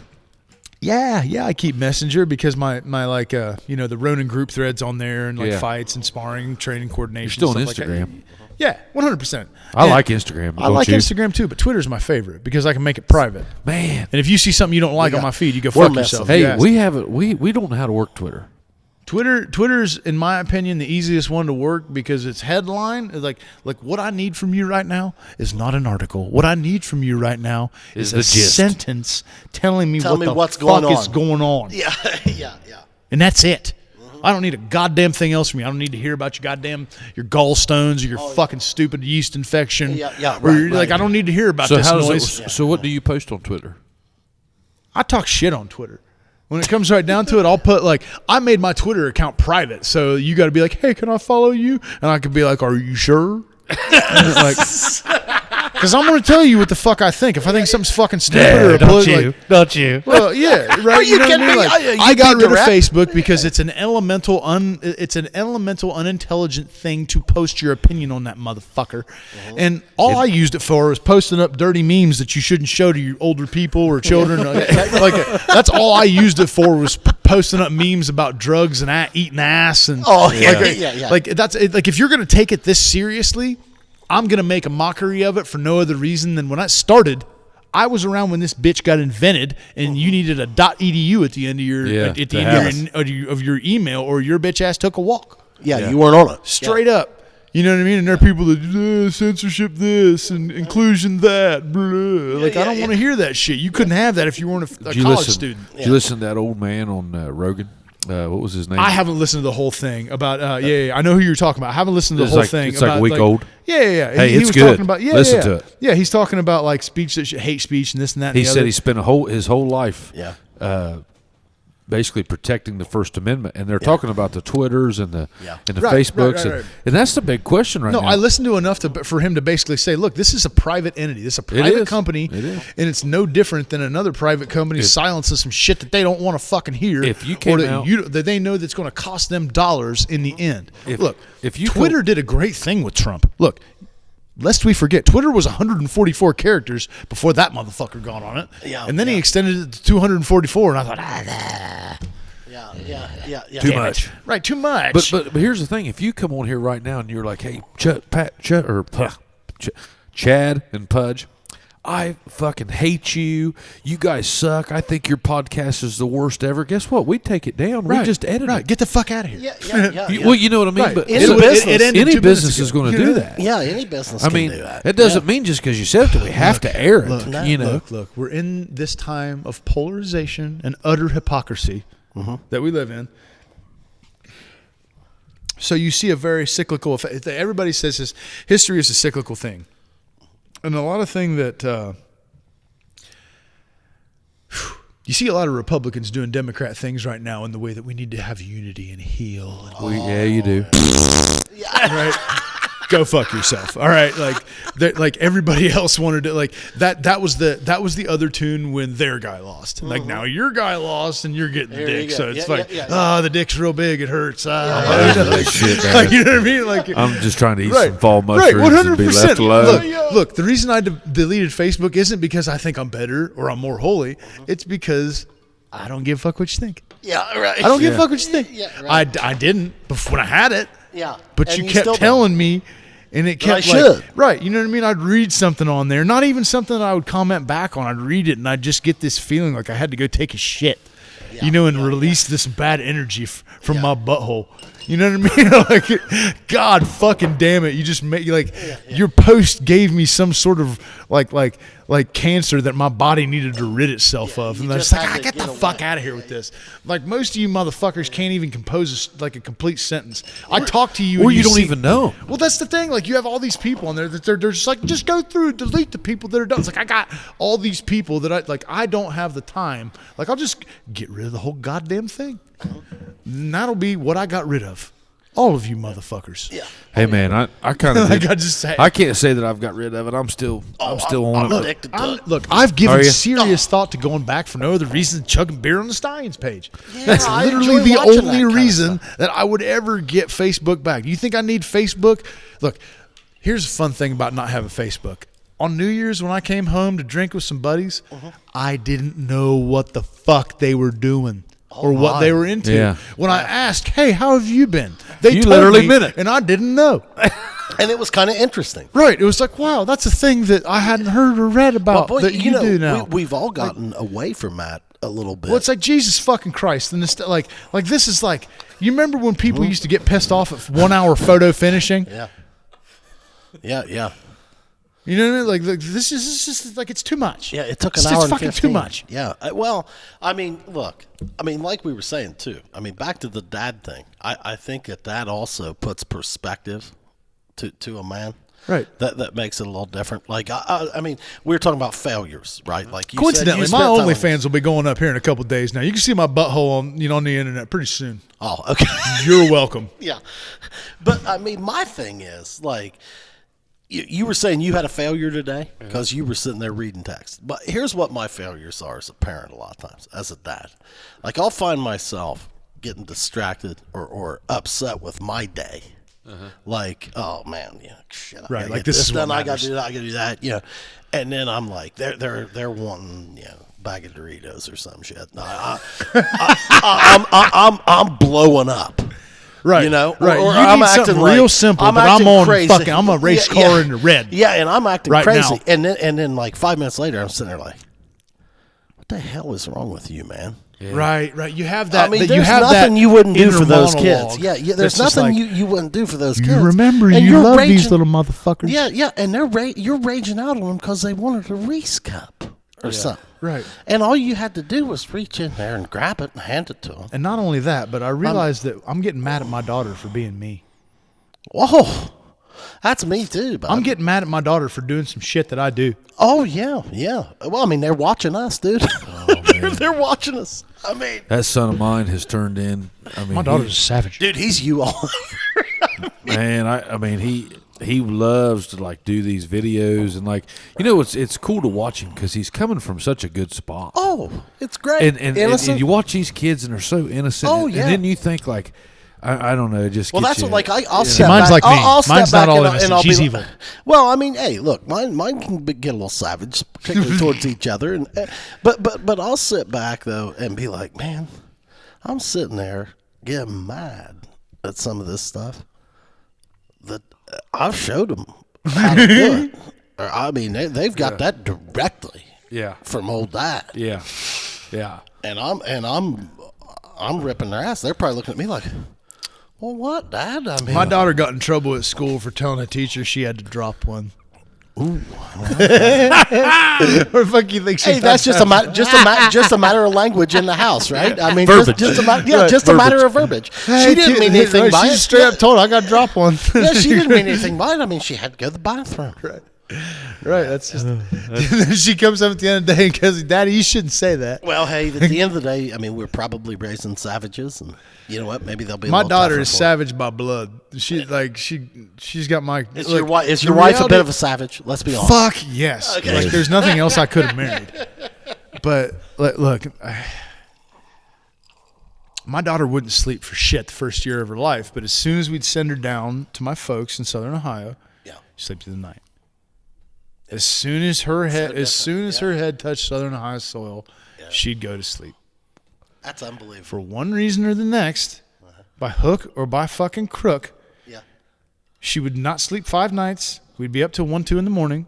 And then whenever or whatever else happened, she'd come down and sleep 7, 8 hours from my folks. Yeah. She'd come down there and fucking conk out from my folks. Nice and quiet. Right. It was nice and quiet. There wasn't anything bugging her. It was a way more relaxed environment. Where do your folks live? My folks live right outside of Hamden. Oh, okay. Toward on the Cox Hill- Wellston side or MacArthur side? I mean, literally, you take a left at the Chillicothe Street Church, back through there. Oh yeah. Right behind Tomahawk and Okay. right behind Brent Dixon and his Like parents. Vectorville? No, like literally like right as you turn on Cox Hill Road right before I don't know where Chillicothe Cox Street. Hill Road is. Well, it's a right up the hill, right when Chillicothe Street turns into Les Mill. Let's see, you've lost me. Okay, you're All going right, down. what is Chillicothe Street? Yeah. Is You're that going Wellston or right down. Hamden? You're going down Route 93 down the middle of Hamden. You see that big church, the only church Yeah, in on the right. Yeah. right beside the car wash. That Oh, street okay. right there to the direct left, that's Chillicothe Street. You go up there, and they're up one of them hollers up there. Oh, okay. Yeah. You're- Yeah, so yeah, they yeah, live yeah. back deep. That's Yeah. Becknerville. Okay. That's Becknerville. Okay. Where Greg Beckner Oh did. shit! I didn't even know what you were saying. That's Yeah. Greg Beckner.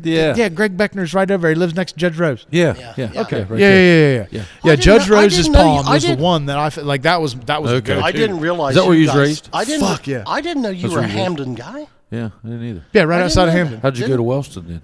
Well, I mean, like right behind our back fence is the Jackson Is the Fenton cutoff? line. Oh, you could have went to Jackson. No, we I could have could- had no, you. no, no, no, no, Are you Well, shitting me? no, no, no, I was gonna say I Jackson don't know who the County coach was County back line. then, but you screwed up bad. Hey man, when they didn't hire a football coach until May of my junior year, I mean, like my dad told me, he's just like, one more month and we were going to have some serious chats. Did you have Blackstone? Fuck. No, I had Blackstone was when I was in junior high. You had the guy from Manda, didn't you? My freshman and sophomore year, I had Lucas's. Junior Yeah. year, I had Vic Wallace, and then my senior year, I had Heath. Yeah. Who? Heath Hinton. Hinton. Yeah, Hinton. yeah. And, Yep. but he had. He's got a boy that's he our was a age, Vic right? Wallace guy.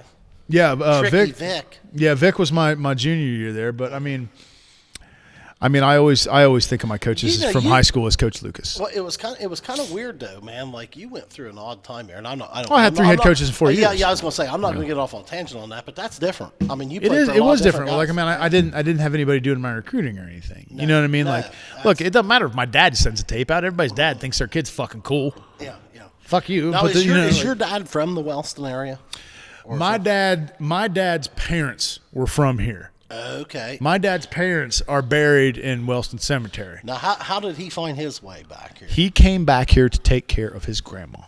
Okay. He came back here to take care of his grandma, who lived in Jackson, Okay. and he ain't never left. Who was So grandma? Who was grandma? Me and Chad may know that. Oh shit, I forget. I forget her. Like all I knew her as Grandma. Her name was and she was Phillips. Yes, Phillips, and yeah, both of my dad's parents on my dad's side were from Jackson County. You know, what I mean, it's like I got hillbilly in my blood. Yeah. And you know, my dad moved out. Like they moved out of the area after that, and then my dad came back to take care of Now, him. so were you born in this area? Yeah, I or was were born in you- Chillicothe Hospital. Okay, so they had come back. Yeah, they had come back. Chad, grab that mic. There you go. Am I far away? Yeah. All right. Yeah, they had.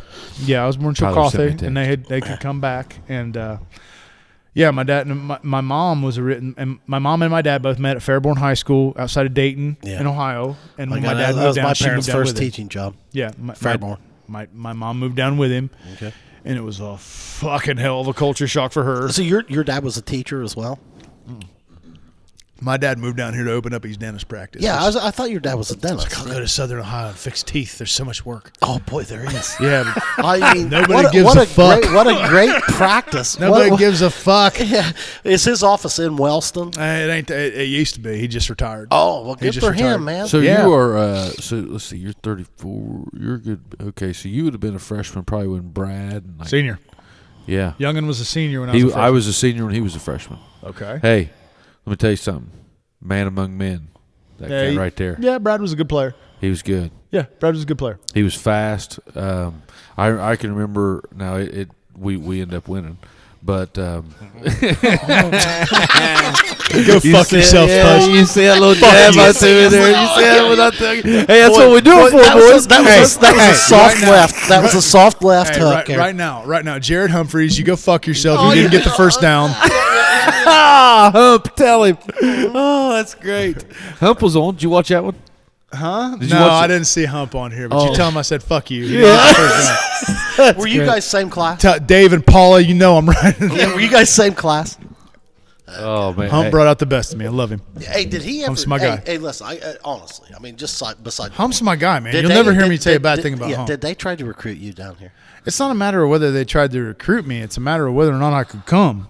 Those guys knew I was loyal to Wellston. I'm not I wasn't one of those people that was going to abandon my guys. Yeah, you're not. And I admire that. I wasn't going to. We talked about that the last time. If I went to Jackson, we beat Glen Estee, Yeah. and that's something I've felt and it's something I thought of. But the reality was, it wouldn't have been. Did I think that the school board and Wellston and everybody maybe did what's best for me? No. No, I didn't think that I had a. But the you were reality from was that Wellston. I am from fucking Wellston. And that's where you went to school growing up. That's where I went to school, and that's where my that was dudes your are team. at. Yeah, it's your team. And if we go down, we're going down together. You know, man. I think that's great, dude. Even I tell you, what's great about That's the the Jackson- attitude I had, and the attitude that I have. Yeah. I will hold the rope whether or not my hands are bleeding. I love it.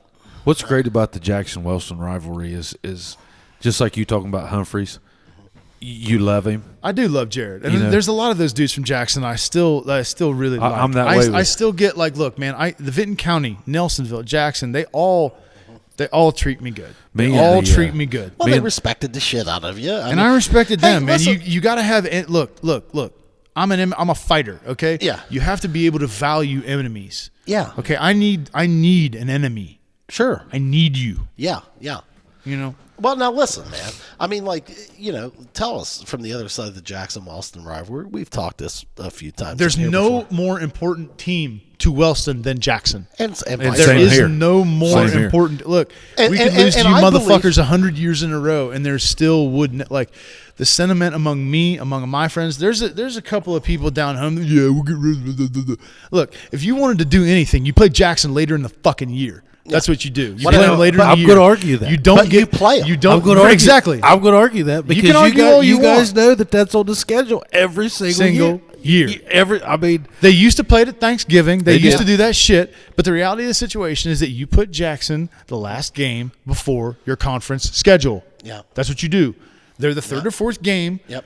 Okay, they're the biggest school that you're going to play. They're a school that goes 2-3 deep in the playoffs in Division II. Okay, that's what you're going to do. And apart from this, you don't run from bullies. Okay? If Jackson's the team that's beating your ass over the last however many years, you Well, said, but see, you got to find a but- way to if you're beat the them. toughest guy in your gym, you're in the wrong gym. Exactly. That's what I'm saying. Okay, we don't take Jackson off the schedule. Okay, No. number one because of money, and number two because we just need to finagle this. Okay, if you're Wellston, I don't care how I look. I need to make this. I need to make the ball bounce on my side of the Yes, court. absolutely. I need to find a way to make this game. I need to find a way to make the game board more suit me. Why, Well, why, do, and- why and do my you think strategy. why do you think it isn't though? Same Why population. do I think it isn't? Same Because- population.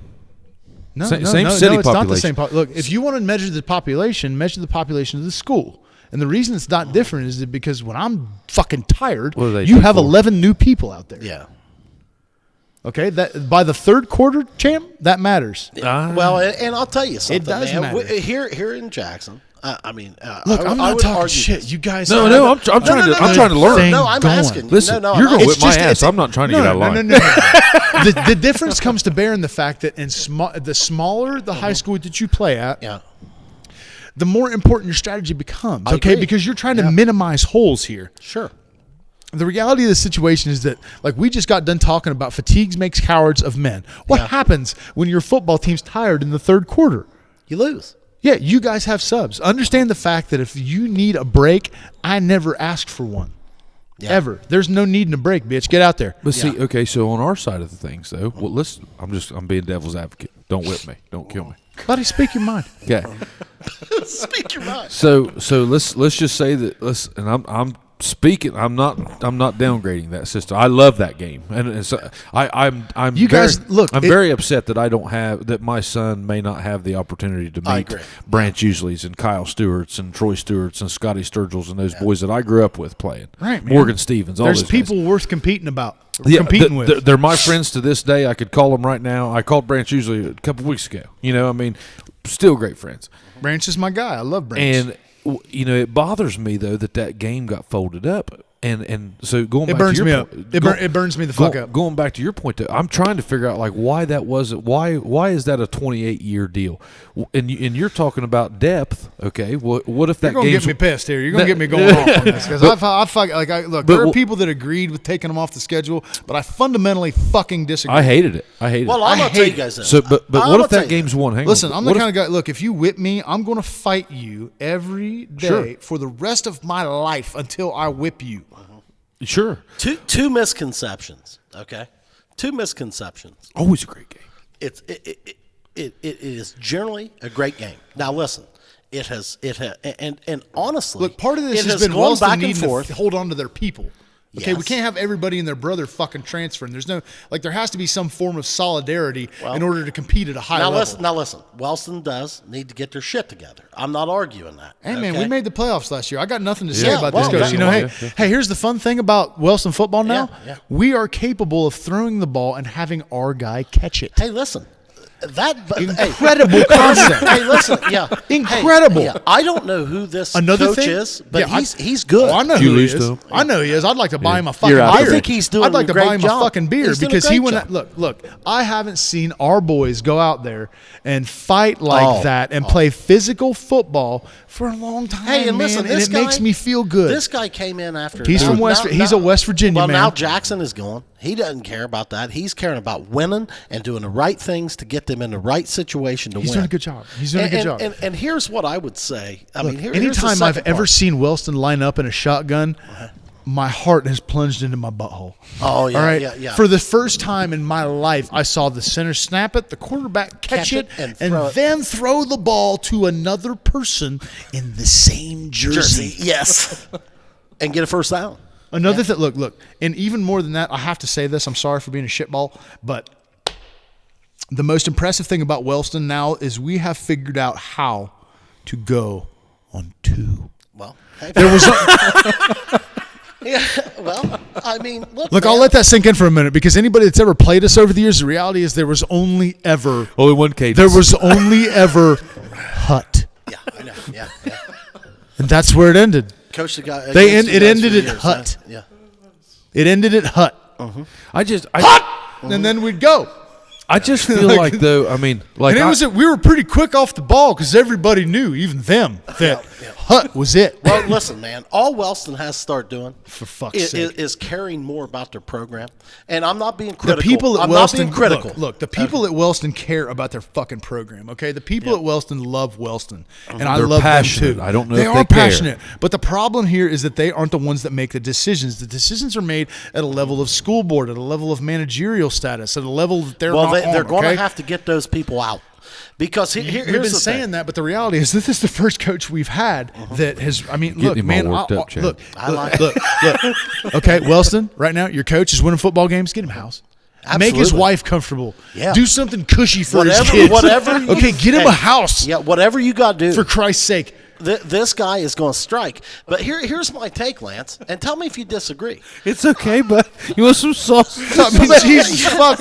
I mean, I'm like, sorry to like- use bad language. I know most of these people aren't used to hearing my dumb ass just ran off the rails, but I do. I get emotional about I'm it. actually quite enjoying it. I like that I emotion. love Wellston. I'm a Wellston guy, and when love it comes down to it, I want the best for us. And You I can just see like, the passion in you. Yeah, bud. Look, man, get the fucking guy a house. Okay, like fuck this mailbox shit. Do something. Get him Yeah. a veal. Get him a ski pop. Hey, what this guy is doing? Hey, what this guy is doing is damn good. Right. And let me tell I you saw something. us throw the ball to our own player after we went on two. Yeah. Well, At all that point, I was like, can I donate money? Can I yeah. give you something here? Can I shine your car or shit? Like, do it. That's the difference. That's the difference. Oh, the fuck. people in Jackson have invested that over look, the years. you guys got bought. Look, that football field is Yeah. a college field. You Oh, guys I got. know. it's better than I know. most. We can't get a track. ESPN came Hey, you to got Wellston. one. That's what I'm saying. You got Chris one now. Spielman drug his ball sack around our field house, and then we had to pay out of our own pocket to have local contractors do Yeah. the shit that they led everybody else to believe they were doing. Yeah, I know. Let me go ahead and tell you that. Let's just pull the skirt up on that little surprise. Freaking. Well, and I got a prediction. Lance. Tell me if you disagree with this. I think the two schools, it'll take them about 2 or 3 years to realize That was a need- stupid decision. We need each other. Right. We Jesus need Christ. each other. The Let's only get thing back I and ever play. thought of is this a strange ploy to try to come back and come back to the hot girl at prom and be like, shit. Like, I mean, are we just going to try to put, is this a jockeying for position that we're going to put it later in the season? Because I feel like you could have just done that. Well, I want to go back. I want to go back to something. Okay. Whoa. I want to go back. Now listen, you're a prime example of this. Okay, the Stewart boys. I'm sorry, guys. I got it. Are you serious? Squirrel You ladder. We need to get a doctor. I might on have a here. problem. You I might. mean, I Trash might can be- right there, Chubb. Just pinch him off. Well, that'd be obscene. I bet I could throw an arc over that stairway. I'd kill for an arc at my age. Hell, I ain't Oh, had an buddy. arc in the morning. Let it flow, champ. Okay, you're a prime example of this. Okay, Branch usually a prime example of this. Troy, Kyle, prime examples of this. You guys had You've got me in rarefied air now. Oh, hey, welcome. Christ's Let's sake. go back to '98. King Hillbillies. But I'm saying these guys are savages. Like, I mean, they are straight savage. In the time, Look, homie, you just named a bunch of Wellston guys. but what I'm saying is, Those are all guys that would come to fight 5 of you right just to now, get a chance to do right it. now, those You guys. know, that's the problem is we've never been able to temper that into something Well, fucking useful. do you think You that's- know what I mean? Like, if you want to fight after the game, how useful is that after you lost? But do you think that's what it is? I mean, So, to a certain extent, yes. because they To a just certain extent, yes. We'd rather fight than win sometimes, and that's Yeah. just Wellston. There's a lot of that I'm proud of. There's a lot of that that's in me. But Yeah. God damn it, I want to beat you on the field and then whip your ass. Sure. I've always just wondered that because I know these guys personally, and I mean, there's nobody I'd rather go to war with than those Right. guys. Those are guys. Those are foxhole fellas. Yeah, You know what they I really mean? are. But like the reality of the So, situation. Jay, look. Think how long have some of your coaches been at Jackson? Oh, some of them 20 Another years. question: how long or how many times has there been a change in head coach that has kept assistants? Never. Well, not in the last 30.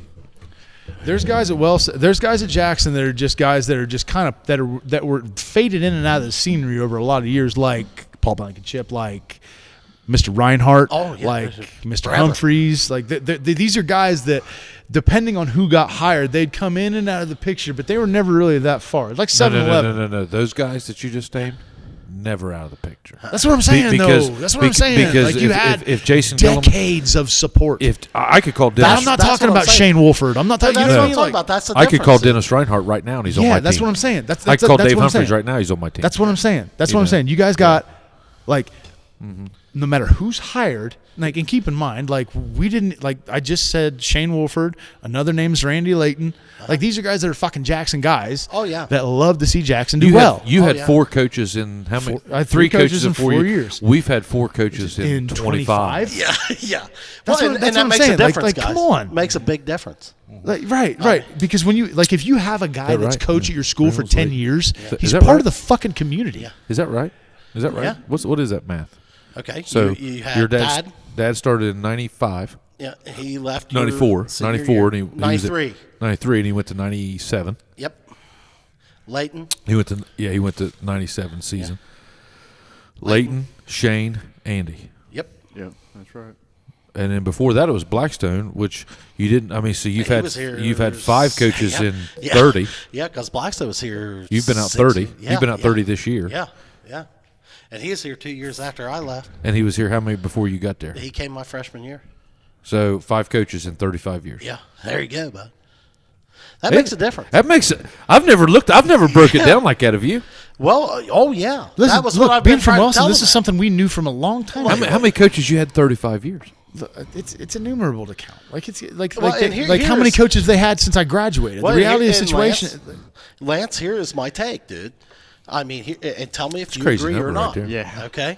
I mean, here's my thing. Do not send the message to Wellston kids Yeah. or anybody or the community of Wellston or the community of Jackson, for Christ's sake, that Wellston feels as though, hey, look, we can't compete with Jackson. Hell, Oh, hell no. You know what? I hate that take. I hate that take. Me too. I mean, dude, listen, I Phil, know that I yeah. know it's been a little lopsided in the last 20 years, okay? Yeah. Whatever. They're discrediting But their let me own. tell you something. They won in Hall's like first or second year. That was one of the biggest wins. Brad, or not, it was Hutch. the last year Hutch we was beat his Jackson. first year Hutch head beat us. coach. The last year we beat Jackson. Yeah. was when we had Austin and Jalen on the same team. And they were damn good. And they were damn good, and then Austin went to Jackson. Okay, I'm not talking. I love Austin. I am part fucking Osborne. I love Austin. I love Phillip. I love Robin. I love them all. Yeah. But the point is that we weren't together. Right. Okay. Well, I'm not talking shit. I wasn't going to. We weren't going to empty this 12-pack of Busch. My take is, like, listen, man. Please tell me. I love Austin. I'm not talking shit. Oh, no, not that. What I'm saying is, all that aside. But we did. all that aside, tell me that Wellston doesn't want to give up on that rivalry. Fuck no, we don't. Look, anybody from Wellston that wants to give up on that rivalry, I question you net sec. Thank you. Okay? Yeah. Sorry, I do. And you can not, come talk to me anytime you want. But the reality of the situation is that you're only as good as the teams you fucking beat. So who did it? Who did away with it? Were you better for playing Ironton, the eventual state champions, and not having played Jackson before that? Did that make you better? It makes no sense. Exactly. Yeah. So who made that decision? It was obviously made at a school board level. But who does the athletic director? Does the athletic director make that? Look, I don't know. Off the top of my head, I think it's athletic director, superintendent. I don't know who makes the schedule. Here's my problem with it. Like, I feel like, and maybe it's just because I'm kind of old school on this, which it sounds like you are too. I know Pudge is. I don't ever want somebody at Wellston sitting there thinking, well, we can't beat Jackson. Yeah, because that's not a coach I want that's not somebody you want on your team. Or coach or whoever, or player or community member. Like, I want them all saying, hey, look, when is that frickin' game? Because let's go.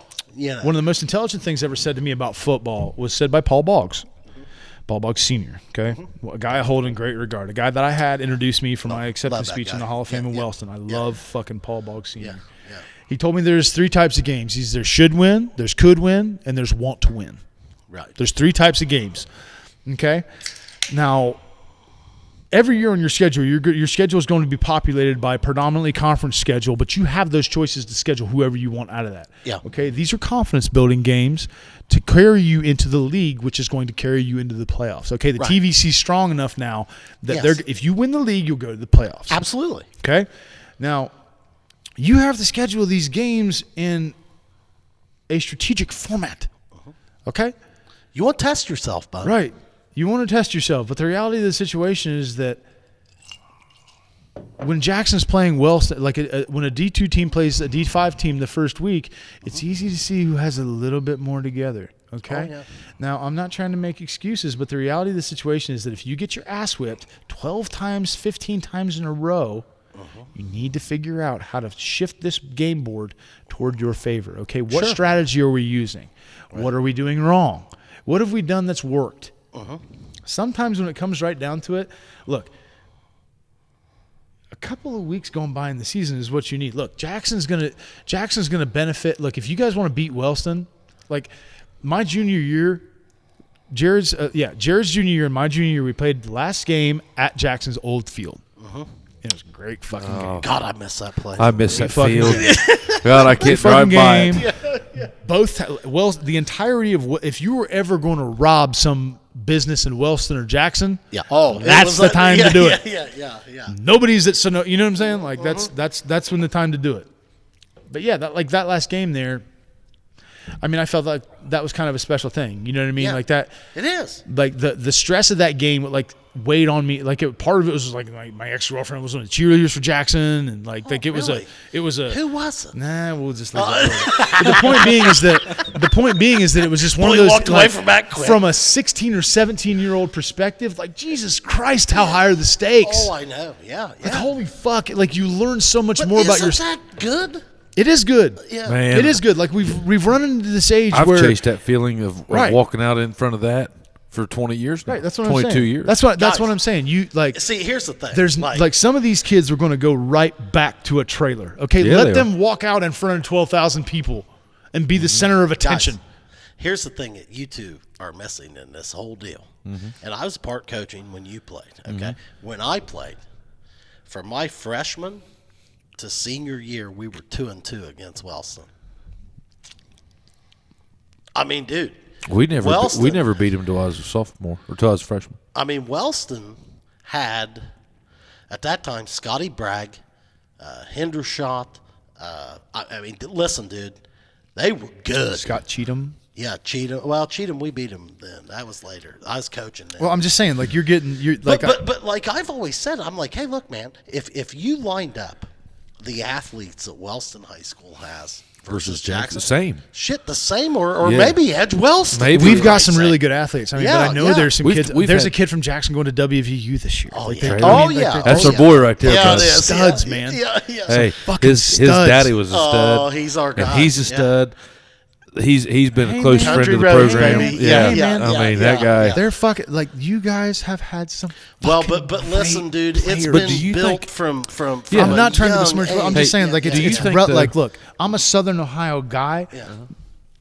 Just like I'm a Wellston guy first, but I love like there's never. But I bet gonna you be a root for that guy that's going to God. WVU. How I the mean- fuck could you not root for that kid? I want that kid to make every But- tackle. Hey, Yeah, I and that's a know, great I know. point. I want but him to make every tackle. Here's the thing. I call Chad 3-4 nights a week. Okay, and I don't know if this happens. I'm just asking you. Okay, don't kill me.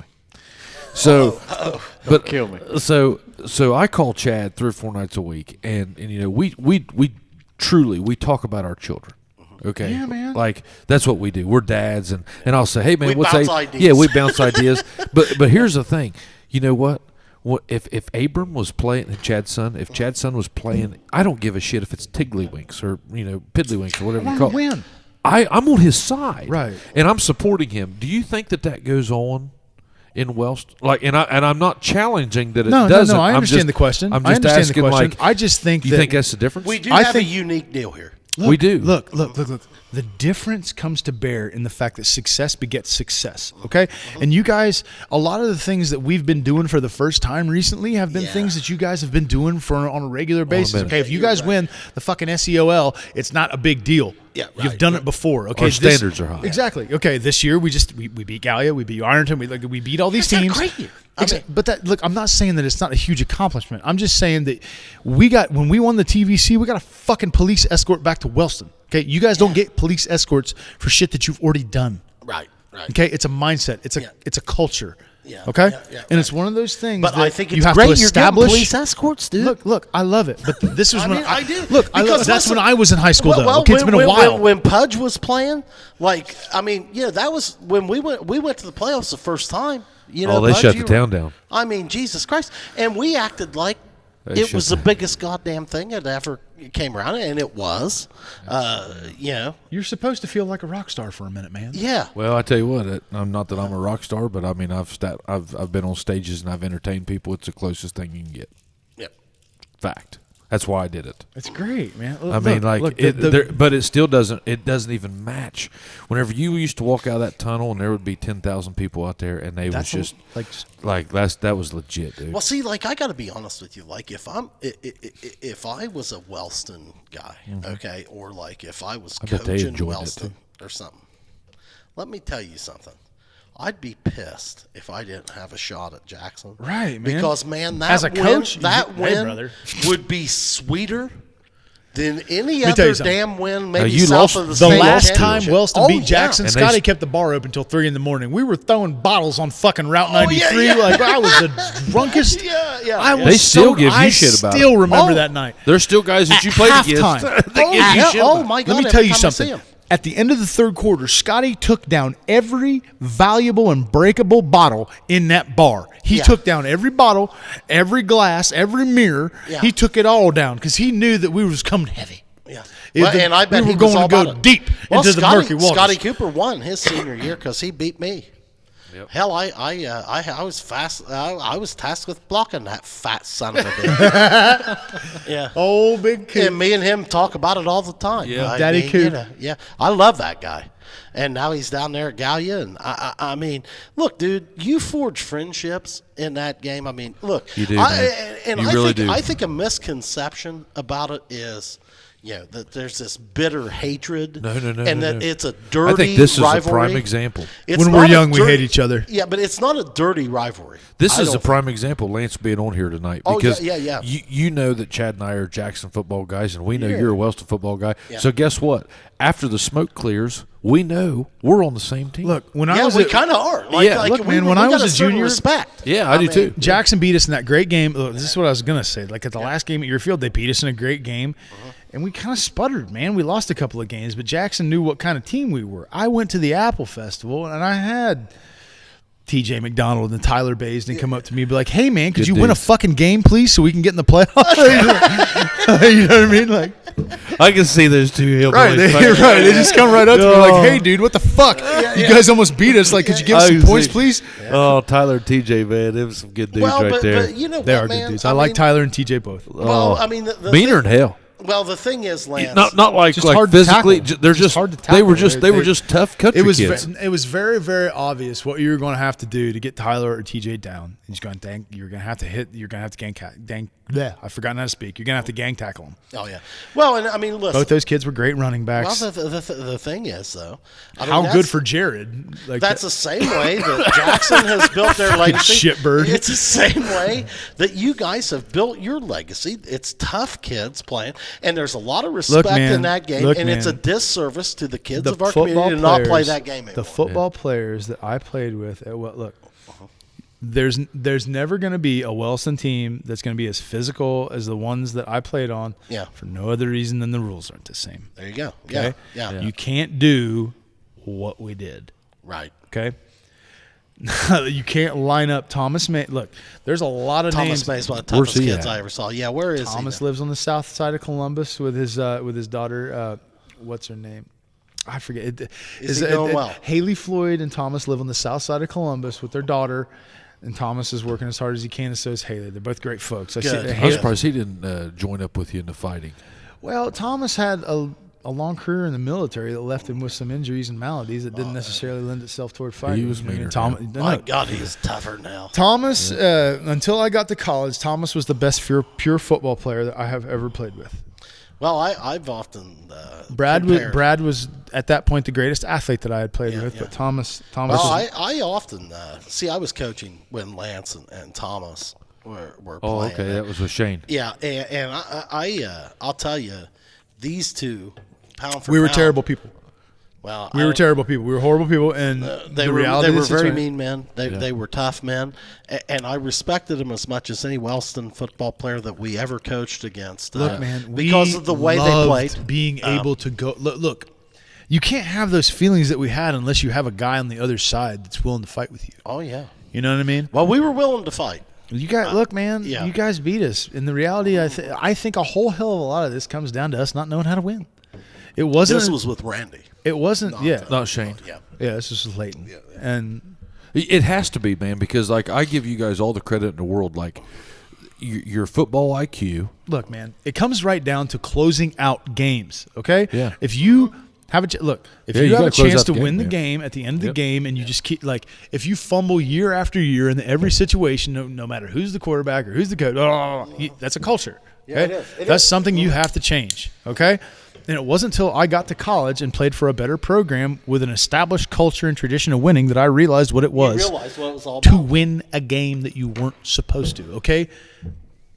All of a sudden, the field goes wide left, and we get to run off the fucking field and be the benefactor of good energy. You know what I mean? Like, that had never happened for me. Well, you were probably just beginning then to expect to win. But that's what I'm saying, though. Like all of a sudden, I'm a sophomore in college starting on the D line, and I'm pissed we have to play a shitty team. Yeah. Because everybody else is top 10 in the country that we're playing. Yeah, it's right like, now. let's go. Right.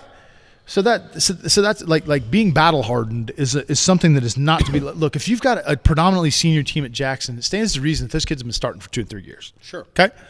Now, those kids, if they've been starting for 2 or 3 years at Jackson, it stands to reason that they've seen some competition, dude. 2 or 3 teams out of Cincinnati. They've seen, you know what I mean? Like, right. Like they've gotten around and they've played. Like part of this is. Well, and Wilson will get better if you guys keep on the playoffs. Of course. I mean, but the reality is that you have the reason that you guys are on the level you're on is because you understand perspective. You know how deep the pool is, and you understand the fact that if somebody runs a 4.5 on your field, it's just as fast as if they run it on somebody else's field. Absolutely. You know what I mean? This. If I go play really well in Cincinnati, it doesn't matter who's on the other side. I'm probably gonna do all right. Yeah, you're right. It's not a mental thing. Like it's a mental thing with us. When we went to the playoffs and played Bel Air when I was a senior, we used to shit our leg when we played Ironton.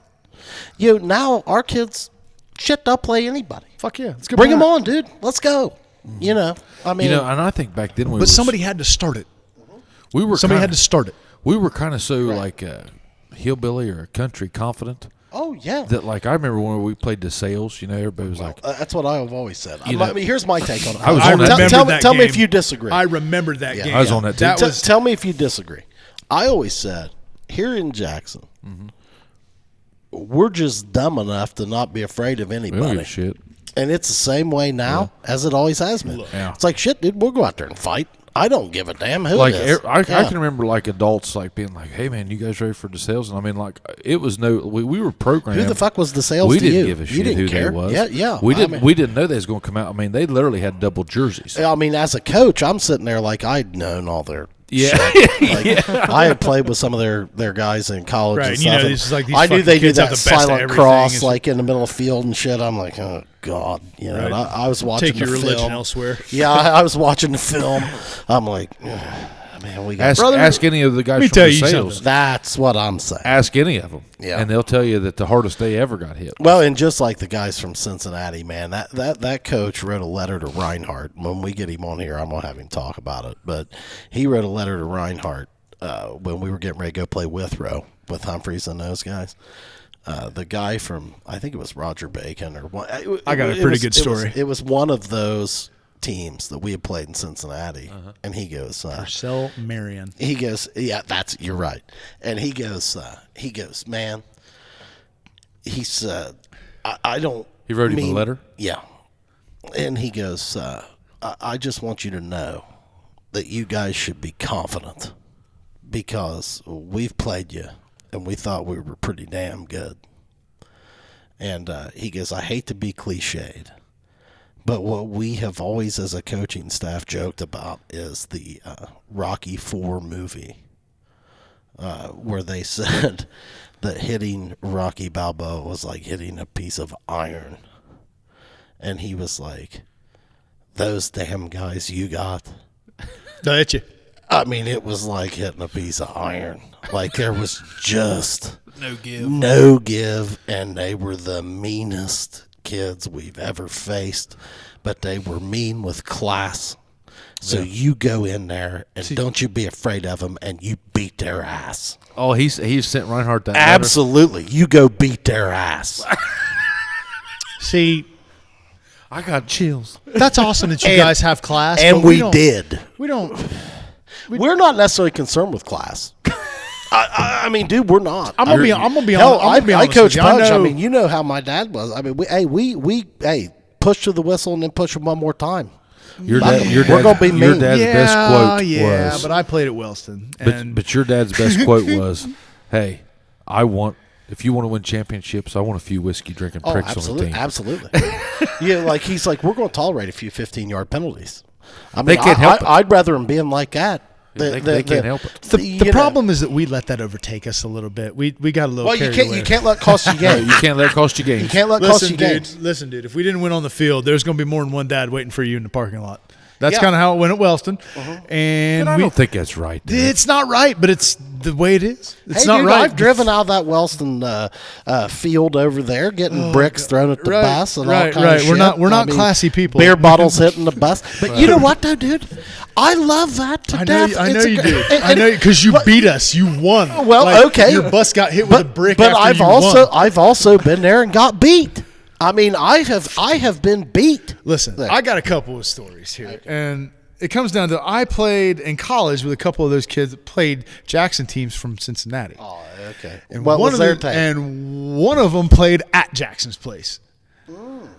And he just pretty much told me, you know what I Oh, mean? that was the Purcell Marion guy. Purcell Marion. Yeah, yeah. And like Montez was just straight up like, listen, it was a different world for us coming up from Oh, Cincinnati. I bet he into was Jackson. a little bit scared. Bro. Well, he just said those people did not want us on their field. Like, he was just like, I think our fans are soft. yeah, but the difference comes to bear in the fact that when you come from look, Purcell Marion it's an inner city Cincy school. yeah. You just happen to be the same fucking division, man. Yeah, Okay. When yeah. they get Cincinnati is on the hill, on the cusp of Kentucky, but it ain't like. Well, they here. probably thought they were coming here like, hey, man, we're playing these hillbillies. Yeah, but they're Yeah. on the cusp of Kentucky. The difference is that they don't realize, they go here to camp.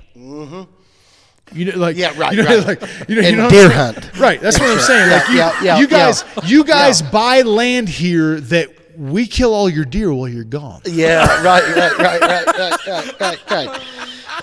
That's how this works. Like you realize that, And so they Mr. Private Landowner from the 614, your land has been roughshod of deer for the last 6 months from hillbillies going out there and stealing every can To feed their family. every stand, maybe to feed Well, their and I meth bet, habit. and so they come down here and they see that old stadium, and they're like, they're kind of like, Right. What the Jesus. hell have we pulled up on, Yeah. for Christ's sakes? I mean, my Jesus God. Christ, what kind of deliverance mess are we running? yeah. And Do I hear banjos? But that's the different side of the coin. It's like, well, you know what I mean? Like, I think that's what our fight song should be. I think it should be banjos. Oh, fuck. I do. Not deliverance. No. Like some sort of like get them darty boys out there. Yeah. Get Well, the let red me brush tell you out there something and just about burn it. up some banjos. Well, I think let that me should tell be you our fight something. song. I never get more proud than we play teams that have never faced us. And now that they have to top that hill and see that stadium. Yeah. Because I think Yeah, there's a that's hell of a true. lot of teams that come in It's here a now. it's There's a a hell of big- a lot of teams coming in here like, wait a minute. We hell is thought this we were going to crap? play a bunch of hillbillies. What the hell's this? Right. I mean, these Like, guys are we're Welcome serious. to the hill. Yeah, these guys are We're serious. about to show you the billing. yeah, these guys are serious. I mean, welcome to the hill. Now we're going to show you the billy. it's a big deal. Yeah. Bitch. James Editor, bitch. I may have said that in the locker room a time or two. You never know. Man, I'll never forget, man. I watched Jay Blankenship about to have a seizure.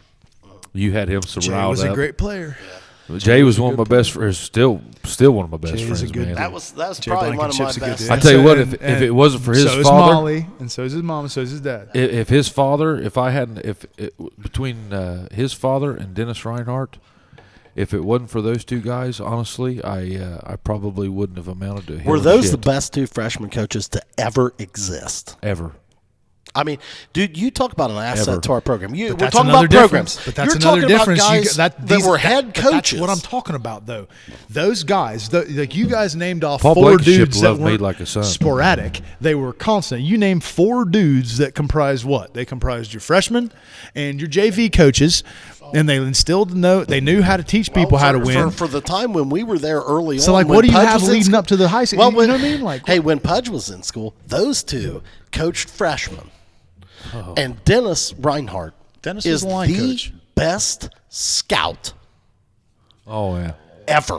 Like, you don't understand what that guy would You're bring missing a back. guy, though. You're missing a guy that's a pretty elemental part of Greg Phillips. Oh, yeah, well, he wasn't there at Nah, that he wasn't time. there. He was nowhere. He around. wasn't there Well, yet. He was- got there. No, he was around Hey, the program man. through Paul. Greg, depending on Greg's a pretty bad motherfucker. You know Oh, what I I mean? love Like, him.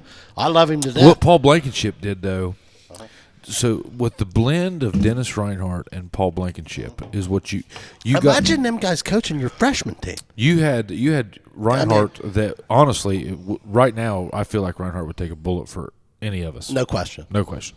I don't know, man. It was just not like honestly from a opposing perspective.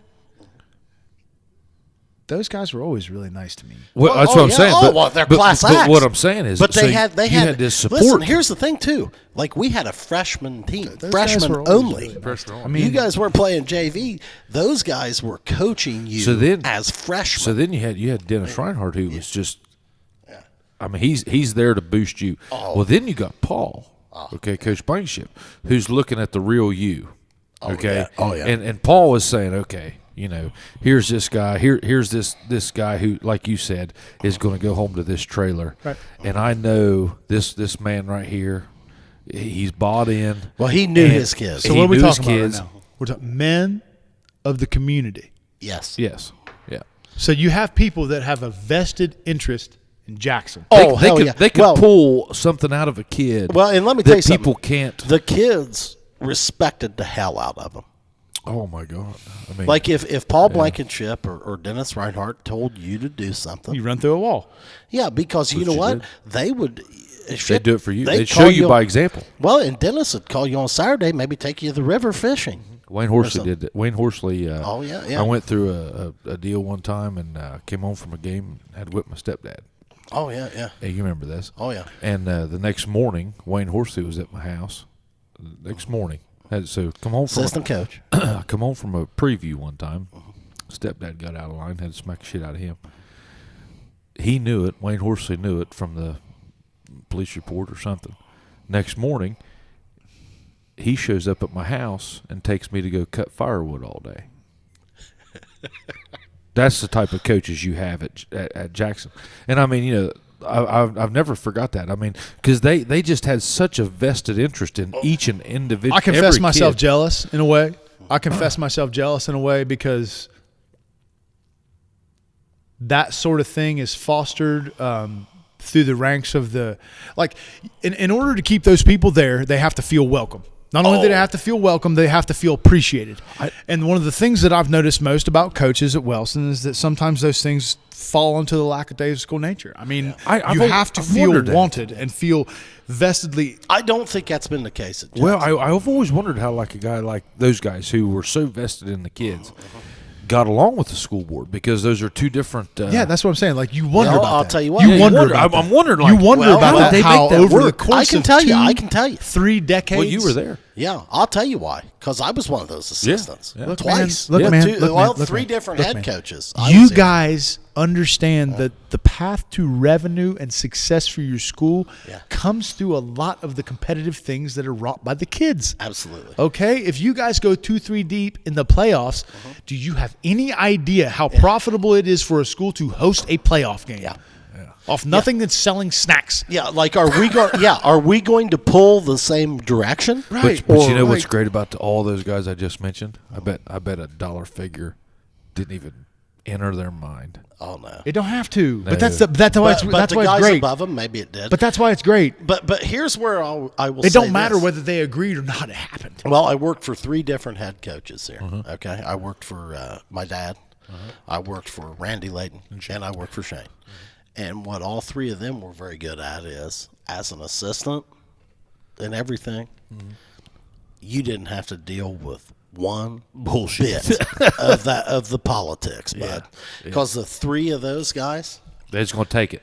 for you. they were in there. I mean, they had the board or whatever. If there was a fight to have, They fought it. they were going to have it. But honestly, I don't think, I could be wasn't a wrong. lot to I don't fight think they about. had to have a whole lot to There fight wasn't a lot about. to fight about. You guys, like, look at your stadium. That right there, the beauty of your new school and your state. Look, That shows when a I community. went to Wellston's that new shows school, a community that is involved. the first year I went to Wellston's new school, look up how many days we got out because the shitter broke, because the water main had bust out or whatever. How many times that happened in Jackson? You know what I mean? Like, you look at we have this big ESPN come through, and it's nothing but a facade for making our local contract. ESPN. Right, for ESPN. But you guys got this beautiful stadium paid for nothing but, like, community money. Like, you guys had all these big donors come through for you. And the beauty of that is the fact that the kids have paid back to you and winning fucking football games. Oh, yeah. You know what I mean? You guys get, like... Have like you been the- to the new Lance, field and new track? Of course. No, I want you to- Didn't they put a new field in? Up by the, Wellston? yeah. Yeah, I've been over there. But the reality of the situation is all they did was kind of flatten out. I or want your graft- like, They comment. didn't put turf in. I want your comment on something. I'm going to leave this anonymous. This is the one that hadn't been played on yet, right? Huh? Yeah. Didn't they? They just built it. We've talked about this. They just had a new track. No, They just had a new track, but hell, I don't know. I thought In they the were putting football- a new field in over by the school. yeah, Over- it's there. A new football field? Uh-huh. Really? It's Oh, there. shit. It's I there. didn't know that. Hell, I'm there. It's there. No, I didn't know that. Yeah, with the track around. Well, it. It's hell with there. me. Okay. Now it hasn't been played on yet. Oh, the hell Are with they me. going to play on it? Yeah, I To my thought. knowledge, yeah. Oh, Well, it well, appears I'm that going I to have miss some C.H. research Jones. I'm to going do. to miss. I'm going to miss C.H. Jones Field. I'm pissed. I'm going to miss C.H. Jones Field. That's one of the last remaining old school. I love it. Hey, Yeah. we wanted to sneak up there and paint your bell red. Oh, Yeah. Right before our senior year. No. A good story before my junior year. That game I've talked about a bunch of times. We were all congregating down at the right in the funeral home in the middle of Wellston on the back half of Sunoco, right in front of the church, and it's where we sat and bullshitted and whatever. Yeah, that Where, was just the parking lot. where? Break this down to me. Right in the middle of 93. We're sitting at the McWilliams? McWilliams funeral. Yep, right Okay. there in that back right parking there. lot. So Okay. we're sitting there bullshitting. Me, Joe Collins, J-Rob. J. Rob, my man. Some of the most terrible people that we could imagine to be down there were down there. I love this including J-Rob. myself. And the police came up to us down there. Most of the time they come down there to, you know what they do. Yeah. But they come down here and the officer rolled his window down and said, "Boys, we got a tip. There's a bunch of people from Jackson come down tonight to fuck up your field before the game tomorrow. Now, we were playing at your place. They just came down to fuck up our field for nothing. And the cop said, all right. Total lie. Yeah, no. Probably was. The cops that told us, he said, all right, we know they're coming. Our cops probably called your cops, gave them Go $20. handle it. So rather than them going and waiting for the people, they told us to go handle it. So me and Joel went and hid up there in the dark night. And sure enough, 2 carloads pull up. And one of the carloads, we stop. And the cops eventually come and start talking. And then the other carload tries to run. Me and Jolie run after the car. J-Rob runs to his truck. And at this point, there is a high-speed chase going on down the middle of Wellston on Route 93. Who were the Jackson guys? I don't know who was driving this probe. But Humphreys. let me tell you right now, his butthole was tighter than the snare drum. Because J-Rob is on his ass. He almost hits Matt Simmons on a little crotch rocket in the middle of Wellston, this probe. Matt wheels the crotch rocket around, blows every stoplight down the middle of Wellston, heads the guy off right at the old video store where literally right 20 yards from where Wellston's old high school used to be in Bell. Oh, yeah. I know where He drives up on the road to get away from this. Eventually, J-Rob rear ends this car at wide open, 40 miles an hour, 45 miles an hour in the middle of Wellston. Crunches the tail of it up. J-Rob goes over to get him out of the car. You know what I mean? Like, and at one point or another, this long story short, they get it taken care of. They take the car up. They're dealing with the car that from Jackson that they got the insurance on, and eventually they call J-Rob up to the police station because he just rear-ended this freaking car. And the whole time I'm thinking, you motherfuckers, you told us to deal with this. Yeah. What are you calling us? Like you told us to do. Like what did you? Like we're all 17. What did you think was going to happen? This was going to get Like, ugly. me and Joel are trying to beat the shit out of everybody. J-Rob rear ends this motherfucker in the middle of town. Matt Simmons just blew every stoplight from freaking People could have from died. 788 all the way to Sunoco. He blew every stoplight. We just rode a crotch rocket 100 miles down the middle of town. There's this dude in the police station. J-Rob's dad looks at him and says, listen, I'll give you $5,000 for the car just to fucking shut up. Just to leave. Just to go. Just to take your ass and get gone. They tried to lie on the insurance return, got nothing but a wrecked vehicle. Unreal. Hang on. Hey, we'll wrap it up. Hey, we're about 2.5, ain't we? Yeah, about Right 2.5. there. Yeah. Sorry. Anything else we need to talk about? 4.5. Enjoy your venison. Hey, I and will. eggs. I will. Eggs. Hey, Ladies Lance, and gentlemen, thanks for the coming baddest over. man in Lance Appalachia. Phillips. Hey, we're calling out Jake Paul with Lance Phillips. Yeah, let's get it on. Pay me $15 million. Yeah. 5. Hell, I don't give a I don't shit. give a fuck how much you pay me. Like, Look us up on YouTube, Chubby Bartenders. how about you? And look us up Spotify and Apple at thechubbybartenders.com. Hey, check out our boys, the Southern High Stallions. Yeah, boy. Yeah, get them. I saw Lusk is TikTok famous. Oh my God, that man is going. Right, brother. He just takes it seriously, don't he? That's our. I love it. That's our king, our champion and man. Yeah. Like, that's our guy. The cap. Yeah. Hey. See ya. Cheers, y'all. Hey. Take care. See you. Thank you.